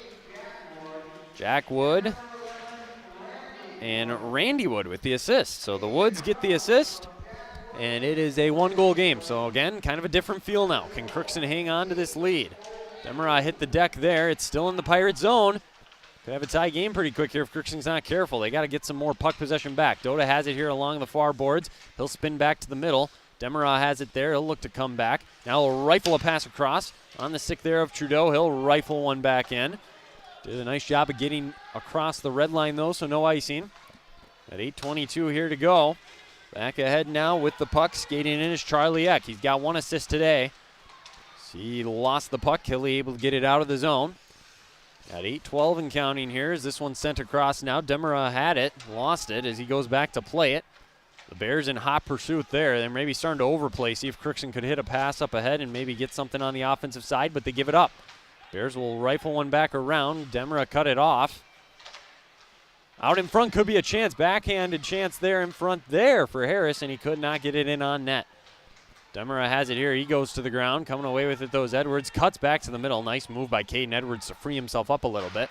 He'll rifle one off the boards, and that's going to go all the way down for an icing. So 7:37, face-off coming back in Crookston's end of the ice. Yeah, they just need to get an offensive zone draw at this point because right now they've been stuck in their own zone for quite a bit here. The Lake of the Woods, this is that onslaught we were talking about. I mean, they're down 2, so they're going to put it all into this period here, and they've been doing it in the past few minutes, just bottling up Crookston. Face-off coming. Pirates win it. Trudeau got sandwiched in between, did not get out of the zone. Bouncing puck in front. Bailey sticks it up in the air for some reason after making the initial save. Dota unable to chip it out. The Bears holding the zone. Seems like the momentum has definitely flipped a little bit, but now Trudeau's trying to make something happen. Shields off the defender, drops to the ground, never got out of the zone, so they're off sides as Andringa sends it in. Crookston's got to put a couple of good shifts together. Nice job moving back ahead here, though, by the Bears. Kavernen dropped one off there, offside, so they got to get back. And now Larson, pass one up ahead here to Dota as he moves in. Dota, pass to Longoria as he was trying to return the favor. Off the stick there. The Bears, not sure who that was, losing his stick there, though, was Kavernen. Now we're to Larson, and he lost an edge on his skate there, so he couldn't hang on to the puck for too long. Longoria drops one off to Schockman. He moves into the slot. A pad save there by Stromlin. 6:40 to go. The Pirates just their second shot on goal here in the third period. Trying to dump one off there was Longoria, and it's knocked away. Nice little side step. Back ahead comes Wood. This is Jack Wood moving in. He'll stop, move to the middle. Shot got blocked. Bailey able to stick one away there. Andringa He's going to keep the puck tied up for the second. Moving in, though, Kraus. And Dringa not giving him anything easy. A nice, strong defensive play. Comes over to the side of the net, knocked down, sent all the way down the ice by the Pirates for another icing. 6:06 to go. Face-off coming in Crookston zone. Well, they had a little bit of time there in the offensive zone, but just really couldn't get anything from it. And losing an edge and not really getting any solid shots. That was unfortunate because they were really going to set something up there. They had a couple passes strung along together, and that could have been a good play, but unfortunately here they're back in their own zone yet again. Well, they win the face-off. Could be a 2-on-1. Kelly's moving back. Taryn's with him. They get across the blue line. He's going to try and shoot one again, and that one's saved there by Stromland. Keeps it a one-goal game. Yeah, a good job by the Bears defense there to take away that pass, and I think he might have been maybe trying to shoot that low off of Padlet for a rebound, but just kind of rose a little bit. Yeah. Yep, so. Well, the Bears do a good job in those 2-on-1 situations. They take the pass away, basically, and just say, you know what, we'll give you the 1-on-1 with that angle, see what happens. Make your goalie make the save. Yep. That's a lot of faith, too, that they're putting in him, but he's been able to stop both of them in that situation. Out in front trying to get a tip there was Taryn. I'm not sure if he did impact it or not. Save was made by Stromland. That pass out of the reach there of Demera. It's going to go all the way down for an icing. So we'll come all the way back here into the Bears zone, 540. That's a win there if you're Crookston. Yeah, maybe we can see the momentum kind of flip here and see some more draws in the Bears zone. If you got to think, if you're Lake of the Woods at this point, you let up another goal, pretty much calling this one quits almost. I mean, it's going to be very tough to overcome that. Yeah, and the fact that they haven't been able to really string a whole lot of offense for a sustained amount of time is really the main threat for their situation if they do let up another goal. And they're back behind their own net, so you got to be very cautious on this end, not give Crookston too many opportunities, but you also got to be aggressive on the offensive side. Trudeau back behind his own net. They got a little bit of zone time here. He'll stop there, try to drop him back to Longoria. He'll hold it along the near boards. Eventually comes over here to Demera. They'll try to backhand one in near the net, and Dota was tied up. He couldn't quite get anything on it. Trudeau near the side of the net. It's still loose out in front. Eventually, Jack Wood comes away with it. He'll skate back for the Bears. Move across the Pirates' blue line. Stop there. Crookston able to clear it all the way down. And at this point, it's the hockey game of icing the puck. Yeah, are we playing curling or hockey here? Ugh. I was watching that the other night, actually. The Olympics were on. Don't get me started on curling. I'll talk about it for an hour. It's great. Oof. Love curling. They're the real athletes. I mean, let's be real. The dad bods and everything. That's what I'm saying, man. 5:02 to go here in this one. Crookston trying to secure their third straight win. It's going to be a fight to the finish, though. They lead by 4-3 here. Lake of the Woods with the most recent goal. Edwards around the boards, comes out near the blue line, pass out. Oh, tipped out in front there. Almost a chance for the Bears there as we go under 5 minutes. Edwards has it. He's skating back the other way. Across his own blue line. Could be an opportunity here for Crookston. Haven't had many in this third period. Slams on the brakes, absorbs the hit, and eventually lost it out near center ice. And now back the other way. It's a 2-on-1 for the Bears. They'll stop, pass across. Oh, it's behind, though, as Cole Cook threw one behind Eck. Comes back around. That was a squandered opportunity there for the Bears. And Crookston will ice it all the way down with 4:24 to go. They're going to maybe want to have that one back. That'll be a play they look at and say we missed an opportunity there. Well, you got to give credit. The Pirates did play that pretty well. They kind of got in that area. We didn't exactly take away the pass, but forced it to be a little behind, and that's all you really need to do. So give the Pirates credit for that. That's their first 2-on-1. I'd say they gave it up so far, too. That obvious of a 2-on-1, that's for sure. Well, let's see if the Bears can have amnesia, though, and try and quickly turn it around. This one's still in the Pirates zone. Could be a chance. Wood driving the net. Harbutt made a nice, strong defensive play there. It's sticked around as Longoria and Wood battle for it. Dota's got it coming back the other way. The Pirates captain already has a hat trick as he moves across, and that's going to be offsides. I would say that's probably a good call there. 4 minutes to go. Well, kind of lost our pace of play from the first 2 periods. You know, the last couple of minutes here really, I mean, it's dragging along like the last 2 minutes of the Super Bowl was last night, more or less. I mean, my goodness. Oh, yeah, that did take a little while, didn't it, at the end there? It was a good game, at least. You know what they say, give Matthew Stafford 10 tries near the goal line, he'll punch one in for you. This one here near the blue line. One there by the Bears. They try to come back the other way. Dota's got it, moves in, wrist shot. Ooh, just wide as he did get it by the goaltender, but missed it wide left. Longoria settles one down. A drive by Demerod. It's saved. Rebound out in front. Comes over to Harbit. He'll shoot one that got blocked down. And now Lake of the Woods have an outlet. It's a 3-on-1. Pass to the center of the ice. It's just out of the reach there of Harris. Another opportunity. And again, just not able to catch him on the pass. Longoria all the way down. Oh, and Dona was wide open. He had a breakaway bow, but it was just out of his reach. My goodness. You know, I've seen Dona lay out like that more times than normal, I would say. It looks like a diving shortstop out there, right? Yeah, it's if he could have caught that, though, got back to his feet, he probably still had enough time to go on the breakaway because nobody was near him. And with his speed, yeah, he definitely would have had something there. So face off in the Pirate zone, though, because it's an icing. 3:20 to go. Swan settled down by Lake of the Woods. A shot there from the point got blocked down. Larson unable to get it out of the zone. Comes back down. He'll play it there off the boards. Now near Bailey. Andringa sends one off the near boards. We got 3 minutes left in the hockey game now. This one sent around behind Bailey. The Bears able to keep it in. No sign of movement from Stromlin yet, so they're not looking at pulling the goalie anytime soon. As Larson, let's tie him up there, and now back come the Pirates as they gain possession. Pass up to Schockman. He chips one up ahead. Unable to get to it, though, as Hack was the first one to get there for the Bears.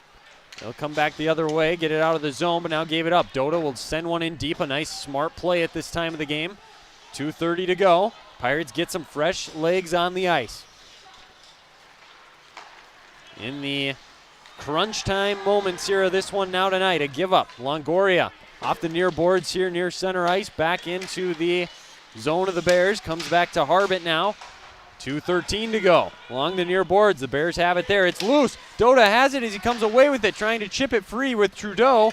Trudeau's got it. The Bears were able to recover defensively, though. He'll send one all the way across. Longoria from the slot. Sends one that got deflected up high. A nice play there by Stromlin. Demra, he had it knocked away. Two Pirates are on the ground. They're on their feet now. This one up off the boards, out of the reach of Doda. Back come the Bears now. 1:45 to play. This one knocked down by Longoria. Oh, there it comes. It drops down there from his chest. We got 1:38 to go. Demra with a hard hit there on Cook. Sent all the way down by the Pirates, and it's going to be an icing, and you just realized, I'm assuming what I did, creeping out of the net there was Stromlin. He was ready to get to the bench, so expect the goalie to be pulled, maybe even right now before the faceoff. It looks like he might. He might be sitting over by, probably in between the circles there. Yeah, they're sending him back just to see in case the Pirates win a draw right away. If the Bears win this one, though, he looks like he's going to be off, and it'll be a 6-on-5 opportunity. Something you don't see too often in high school, really, because most of the time you can't maintain possession for an extended period of time. Ooh, timeout taken by the Pirates. Going to set up their defense here. All right. Well, I mean, that's a good call, especially right now. Oh, yeah. Make sure you're ready, not tired or anything like that. Get your best line out there. Well, that's the thing right now, too. They didn't have their top line. They had their second line out there, so that... be interesting to see if they stay there or if they put that top line back out. You know, I think if you have faith in your second line, I think this is a great opportunity for them to really prove themselves and be a great defensive line out there. And yeah, especially if they can win a face-off, too, which, I mean, we don't have the stats in front of us, but the Pirates have been doing pretty good so far. They've had some stretches where they've kind of faltered a little bit, and this is not the time for that to happen, though. They need a big face-off win here in order to really kind of seal this game, maintain some puck possession. We'll say, yeah, the face-offs have maybe turned a little bit more to Lake of the Woods as of late. But first two periods were definitely Crookston. For the most part, yeah, Crookston has done a good job of controlling that here today. Well, 1:31 to go. If you're Lake of the Woods, what do you got to do? I mean, you got a couple playmakers, but on two of their goals today, it seems like they've just kind of walked through the Pirates' defense. So, I mean, if Crookston is just aware and they keep their legs moving, it seems like they've done a good job of shutting down the Bears. And that's the biggest key right there. You said it. Keep your legs moving. Don't get caught watching the puck. Exactly. Wow, look at, you know, I'm getting so proud. Almost tearing up of how good of the terms you're getting now, buddy. What can I say? You've been doing so many games. You know, we finally got there at the end of the year after all of this, right before the section playoffs. Gotta love it. And it looks like they did pull the goalie. Wow, so they're not even going to wait. They are banking on winning a faceoff. Taking it here is Cajun Kraus, and he does win it. Quick shot, and it's gloved down by Bailey. Another nice save there. He's done that twice today with the glove side. Keeps it 4-3. I think we're going to see plenty of that quick shots on net, and we're going to see a fury of shots. So if you're really Crookston, probably just going to try to get the puck and ice it, honestly. Maybe if it gets in the empty net, great. But if not, I mean, you're just going to try to get out of your zone because more than likely you're going to have at least 2 or 3 Bears on you if you get the puck. Well, Randy Wood had to take the face off because they moved Krause out. Oh, and a pass that's out of the reach there, so they're out of their zone. Dota in pursuit. Drop off, almost out of the reach there of Hack. He controls it. Wood up ahead. Sent all the way down by Andringa. It's wide of the net for an icing with 1:15 to go. Longoria is bringing up a good point. He's thinking, how is that not tipped or deflected? But it's probably too tough to tell there on a play like that. It's very close. But I respect the attempt at not only at the empty net, but just getting out of your zone, too. Yep. Granted, you don't want a defensive zone draw, but you just got to win one here. Longoria able to do that. Andringa's got it. He's tied up. We're going to see if they can't get it out of the zone again. We got 1:10 to play. Kelly could not clear it. Chance here. Got blocked down. Chasing after it. Dota's got it. He's at the blue line. Backhands it to the net. It's wide. Under a minute to go. The Bears are going to try to come back the other way. 55 seconds. Pass across ice. Carried back across by Randy Wood. Drops it off to Hack. Hack moves into the zone. He got knocked off the puck. Randy Wood with it. Into the center. Got knocked away at the last second. A strong defensive play by Crookston. 41 seconds and counting. Coming back out to center ice. The Bears moving it back into the zone. Could be a chance here. They got to get one in on net soon. There's the drive. Trying for the deflection out in front. Kelly knocked it down. Chance at the point. Another shot near the net. That one was almost tipped in by Randy Wood. 25 seconds left now. Chasing over to the near corner. Dota and Andringa are there. But the Bears come away with it. They're looking to center one. Now they get out to the point. Hawk with a drive, and Hack is knocked up into the netting. We get a whistle with 15.8 to go. And I'm already seeing the signal from Lake of the Woods. They're going to use their timeout here to reset. Well, he gave the signal at least. They haven't. Now there we go. So timeout, 15.8 to go. And at this point, one clear without it being an icing essentially ices this game away. Yeah, and that was the thing with Dota's attempt there. I mean, he did miss the net there, but it got behind the net, so that ate plenty of time. So that's really going to be a thing is the Pirates if they can get it clear, as you mentioned, even out past the red line, center ice here, that might seal it because the Pirates have been doing a good job bodying up the guys in the defensive zone and really taking away those opportunities down low, clearing the puck, which is something they've struggled in some games earlier this season. So we'll see if they can do it for another almost 16 seconds here and get their 3rd win in a row. Well, we'll remind you coming up in the postgame show here, and hopefully 16 seconds if you're a Pirates fan, that that means they won. But we'll tell you this. We will talk with head coach Josh Hardy, get his thoughts, and see if we can't get Jack Dota up here maybe as well and talk to him about his special accomplishment tonight. I mean, 100 points, just kind of a big deal, I guess, for a high school career. So yeah, it's a very big deal. See if we can't get a few words from him as well. I would say close to the equivalent to 1,000 points in basketball, sure. Probably around there. It seems like a good benchmark. Sure. Yeah, I mean, you know better than me. He's probably been playing for a long time. We'll get to that in a little bit, though. Here we go. Face-off coming. It's going to be Krause against Longoria. It's at the feet.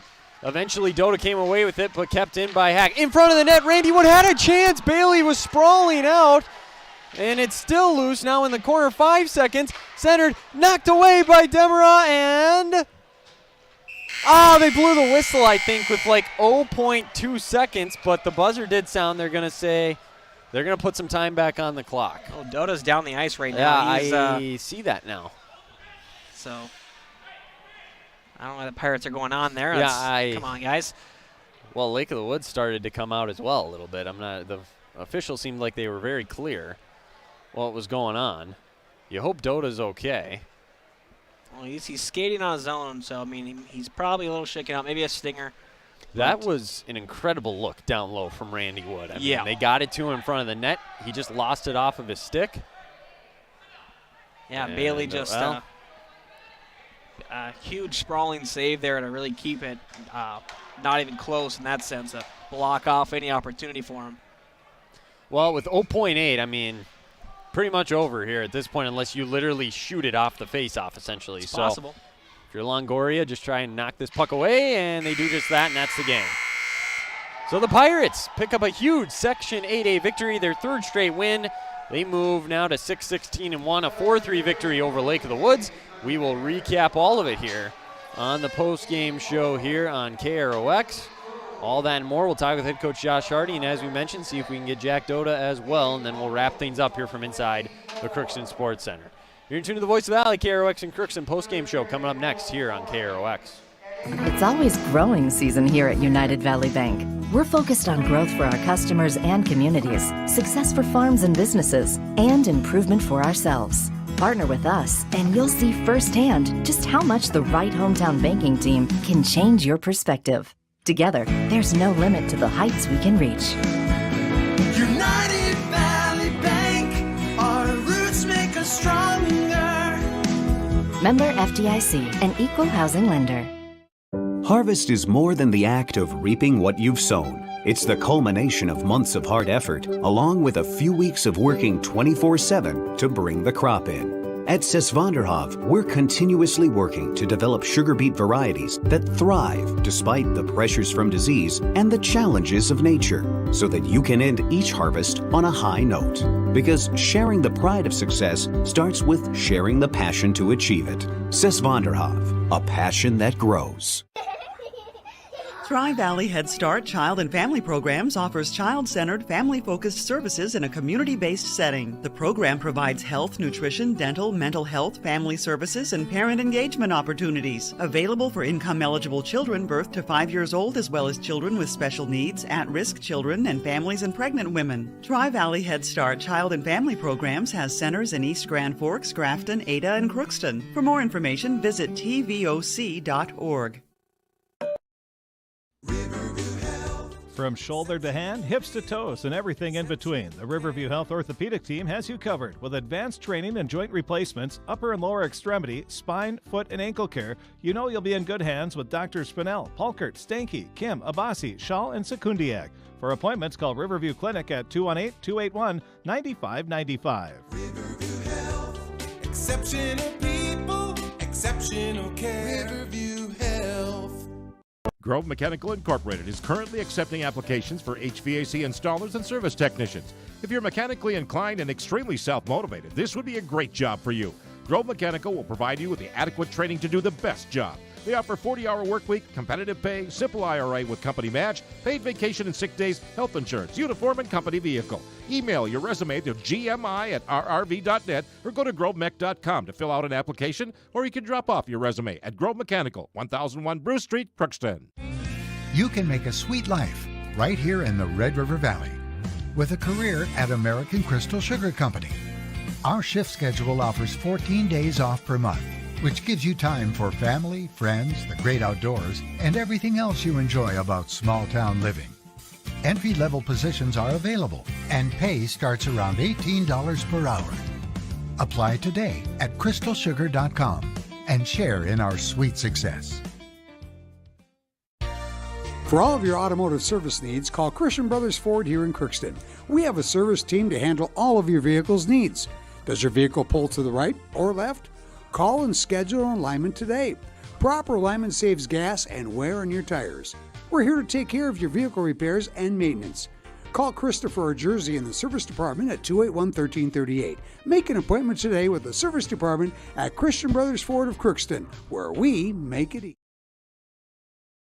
Center, a big win for the Crookston Pirates. They get a win 4-2-3 here against Lake of the Woods and improved to 6-16-1 on the season. Lake of the Woods falls to 7-12-1.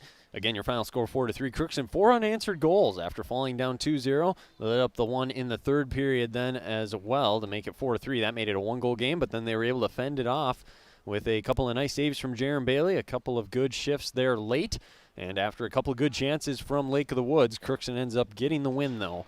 4-3. So congratulations to the Crookston Pirates, a much-needed win here to continue their hot streak before the section tournament, and they'll have one more chance tomorrow when they take on Red Lake Falls. Puck will drop at 7 p.m. That one's on the road at Red Lake Falls, so should be a fun one there. See if the Pirates can maybe have a little bit of redemption. The last time they played Red Lake Falls, it was an 11-1 final. It was the first game of the year for the Pirates, so oddly enough, they led in that game 1-0, 13 seconds in, as Nathan Kelly was able to score a goal. But after that, it was all Red Lake Falls. So we'll see if the Pirates have an opportunity maybe to make up for that loss on Tuesday night, tomorrow night. But again, your final score here tonight, 4-3.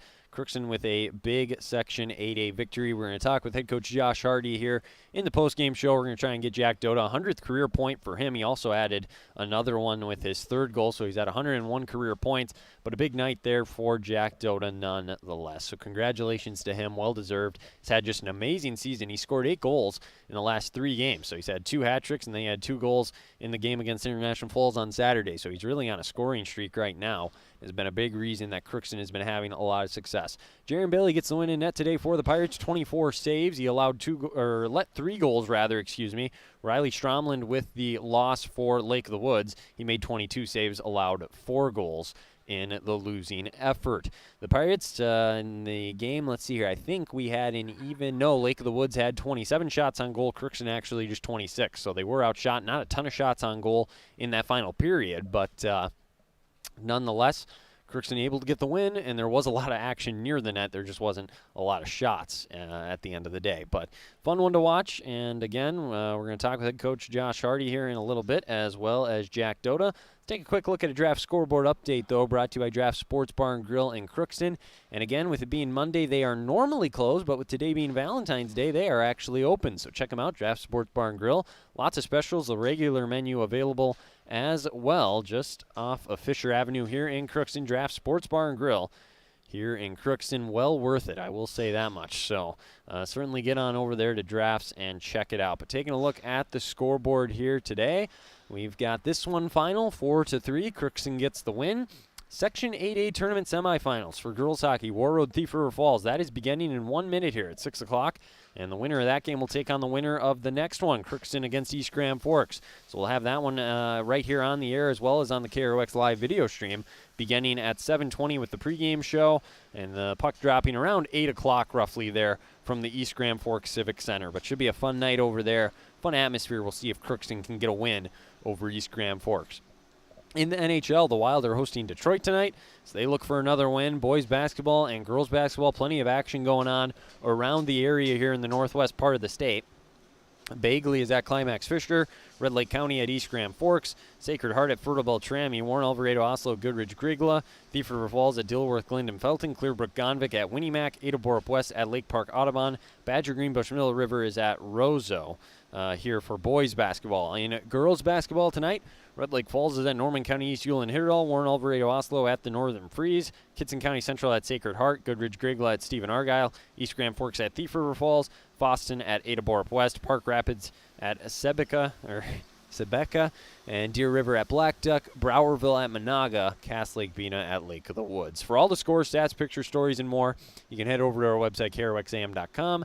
Click on sports. We'll have that up there for you here later tonight as we get those scores in. But again, your final score here tonight, 4-3. We'll take one last break. When we come back, we'll talk with head coach Josh Hardy, and Bo's working on seeing if we can get Jack Dota as well, so we'll see what we can do. But we'll do our best to get the man of the night, the star of the game, if you will, Jack Dota, up here in just a little bit.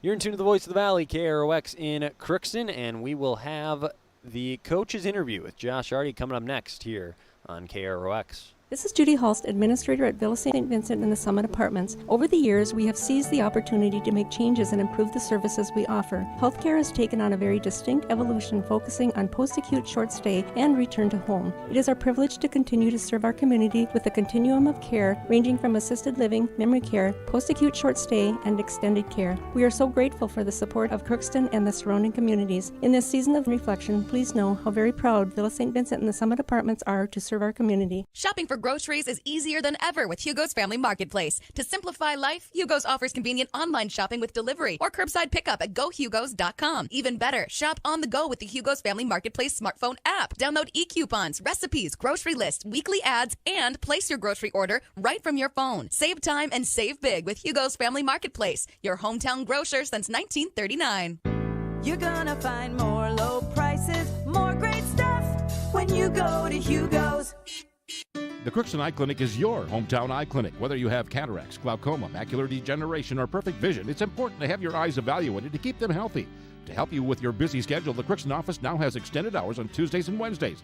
They also have a second location in Fosston to offer even more appointment options. If you've been wanting to try contact lenses or are looking for your next pair of glasses, the doctors at Crookston Eye Clinic are available to see you. Doctors Forget, Smith, and Jananetta are all accepting new patients. Call 281-2020 for the Crookston and Fosston Eye Clinic, the best care in sight. Let's get real. You're ready for a place that's big enough to grow and small enough to care. So get ready for the University of Minnesota Crookston. With more than 30 majors, minors, and certificates, you'll earn a University of Minnesota degree in a close-knit community where faculty become friends and friends feel like family. And to get a degree that can make a difference, you don't need a big city, just big dreams. The University of Minnesota Crookston.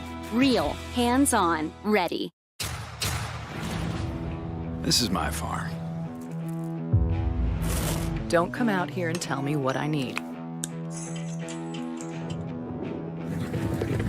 I need solutions that work and market options that are worth my time. Small town support that sees the bigger picture. A global network that empowers us. A co-op that's there for us every day.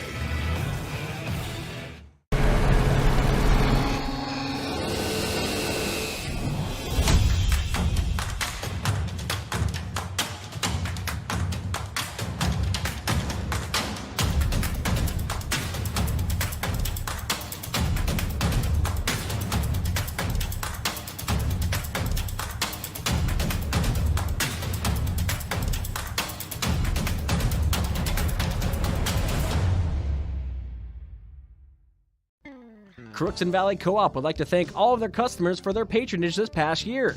When making plans for the next growing season, look to CVC first for all of your seed needs. CVC carries Dynagrow, Pro Seed, and Peterson Farm Seed, as well as SeedX Beet Seed. For all of your planting needs for the next growing season, including seed needs, call Sean at CVC today to lock in the earliest discounts. Call 281-1178. Crookston Valley Cooperative, here to keep you growing. And welcome back inside the Crookston Sports Center here as we wrap things up on the postgame show here on this Monday. We can finally say night as it's kind of dark outside. We're past 6 o'clock. Pirates get a win over the Lake of the Woods 4-3. It was a fun game to watch. Lots of exciting action, and they get a much-needed Section 8A win, third in a row. We're going to hear from head coach Josh Hardy here in just a minute. Get his thoughts as well as Jack Doda, who was able to score his 100th career varsity point tonight for Crookston. He also had a hat trick. He's had 2 hat tricks in his last 3 games. He's had 8 goals in this 3-game winning streak for Crookston. He's really led the way and had just an excellent season for Crookston. We'll get his thoughts here in just a little bit. But again, they get a big win 4-3. And again, we'll remind you, a big one coming up here later tonight on the air as the Pirates take on East Grand Forks in the Section 8A semifinals in girls hockey. They met 3 times in the regular season. The Pirates won once, the Green Wave won once, and the 2 teams tied in the other one. So this one will decide it all. And the winner will get the opportunity to play the winner of War Road and Thief River Falls in the Section 8A championship on Thursday. So we will look forward to that and see if Crookston can come away with the win, continue their really just great season that they have had with head coach Emily Meyer in her first year. See if they can keep it rolling all the way to the section championship, make a little noise there. We have got head coach Josh Hardy now joining us here up in the booth. And, Coach, I guess I'll start. I want to talk about a guy who's been with the program for a little bit. 100th career point. I mean, talk about Jack and just what he does. We were laughing the other day with senior night, and he said he's seen more of these senior nights than anybody else. Jack's been with us since 8th grade, and obviously had a shortened season last year. He probably would have been a little, would have got that 100 points a little earlier, but. I mean, the kid just works hard. He's what we want as a leader. He's who we need, and then he's a great kid, right? You want to see kids like that be successful. He's a kid who you want your sons to grow up to be like, and works hard, does the right thing, does all the little things right, and to see him get that 100 points, I don't even think he knew it was coming, but it was good to see. He was more worried earlier this year when he passed his brother in points than I think getting to 100 points. So we can give that shout out to Jack Pass and Joey earlier in the year, but so it was it's fun to see him. He's got a dangerous shot, and he's got 1 more year left. Yeah, and so as far as now, you told me in the pregame show. One of the keys was getting off to a fast start. That was not what we did today. You didn't get off to a fast start, but you were able to overcome it, and you showed a lot of fight. And and really turned it on. It seemed like from the middle of the first period till about the early part of the third period. It was really good hockey. Yeah, we showed a lot of resiliency today. I was really proud of the way that we were able to come back. They came out and they punched us in the mouth. And, again, you talk about a kid who kind of stepped up to the plate there. Jack Dodas comes and scores 2 goals for us to tie it up 2-2, and we can come into the locker room and feel a little bit better about our play. So it was, the first period was not, we wanted to get off to the fast start, and they did, and got 2 nice goals against us, and we came back and fought back, and then, came out in the second period. I thought it played pretty good, and then in the third, I thought things maybe get a little iffy at times. It's hard to play with a lead sometimes, especially when they got one there, and then, it was a little hairy at the end, but again, good teams find a way to win. I thought specifically right at the end, Jaron made a nice save. I mean, they had a couple of chances close. I wasn't so sure about it, but he was able to get the job done. Jaron made a big save there at the end, and Al kind of jumped on the guy, and they slid into the corner together. And but it was, I thought, we talked about it in the locker room. I thought it was nice to see some emotion out of us. I thought we had maybe a little too much emotion at times. But this is a group that they were a little frustrated with their play in the first. They picked it up and came out and got a win. So really, really proud of these guys, and I'm really excited for tomorrow. We kind of got beat up by Red Lake Falls in the beginning of the year, and I said, I think in the postgame, I'm excited for February to see how far we've come, and I think that tomorrow we're going to show that we've come a pretty long way. So I'm excited for that game. Well, best of luck tomorrow. Thanks for the time as always, Coach, and thank you. We'll talk to you then. Thanks. That's head coach Josh Hardy joining us here on the postgame show here on KROX. We're going to get Jack Doda now over here and get some comments from him. Talk about his big night. And Jack, first off, congratulations. Pretty big accomplishment, so congrats on that. And how about we just start, though, talking about the team, talk about this win. And it's a big win over Lake of the Woods, a section opponent. This obviously will determine what seed you guys potentially get. So just talk about what it meant for you guys to be able to come out here and fight back from that deficit and get the win. Oh, it was huge. This is kind of the big game to see if we're going to play a playing game or if we're going to play right away. As far as the accomplishment, do you ever think when you started playing you'd get to 100 career points at this level? I mean, that's really something special, huh? I never really kept counting to see how far I was or how close I was to 100. I don't know, play every game, try to play my best every game. One of your line mates, Alex Longoria, he set you up pretty nice on a couple of those. Seems like you two have really built a chemistry this year playing together. Yeah, I've played with Alex ever since I was in Mite, so it's great to play with him out here in high school hockey, and super fun to play with him. And as far as tomorrow goes, what do you think you guys need to do to have better success against Red Lake Falls than the first time around? Well, first we need a good start. Not unlike today, we need a good start, and we just need to play physical the whole way. That's the best chance of beating them is just hit everybody that moves. Hey, well, best of luck tomorrow. Thanks for the time, Jack. It's been fun watching you play this year, and we'll look forward to seeing how that one goes and what you guys can do in the section. So thanks for the time. Thank you. That's Jack Doda. We appreciate his time here on the postgame show as he gets to 100 career points. Pirates pick up a big 4-3 victory here over Lake of the Woods. We'll wrap things up here, but Bo, any final thoughts from you here before we send you off to East Grand Forks? Oh yeah, I know. I gotta get going here, but no, it's a great game for the Pirates. Just a great performance by Jack Doda, as you mentioned, getting that 100 points. Great kid, and so looking forward to see what his senior year brings too. I mean, obviously you got a couple games left this year, but looking forward to how that he even builds up even more, and the rest of those juniors too. They got a good class there, so it'll be exciting to see that, and we're excited to see what tomorrow brings them as well. I mean, 3-game win streak. Yeah. Here we go. Here we go. Okay. Oh, Coach Hardy needs to say something. I'm not sure if you could hear that or not, but it is Coach Josh Hardy's wife's birthday today. I can't believe you missed it, Was Coach. she on the birthday list?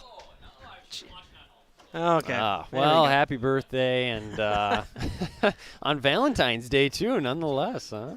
Yeah. But two birds, one stone. Yeah, that's one way to do it. With that note, we will step aside, get Bo off to East Grand Forks. Thanks for everyone that tuned in. Pirates get a big 4-3 victory, move to 6-16-1, 3-game winning streak. We'll see what they do tomorrow against Red Lake Falls. Have a great rest of your night. Make sure to tune back in with the Riverview Health pregame show around 7:20 as the Pirates take on East Grand Forks in the Section 8A semifinals from the East Grand Forks Civic Center. We'll talk to you next time here on KROX.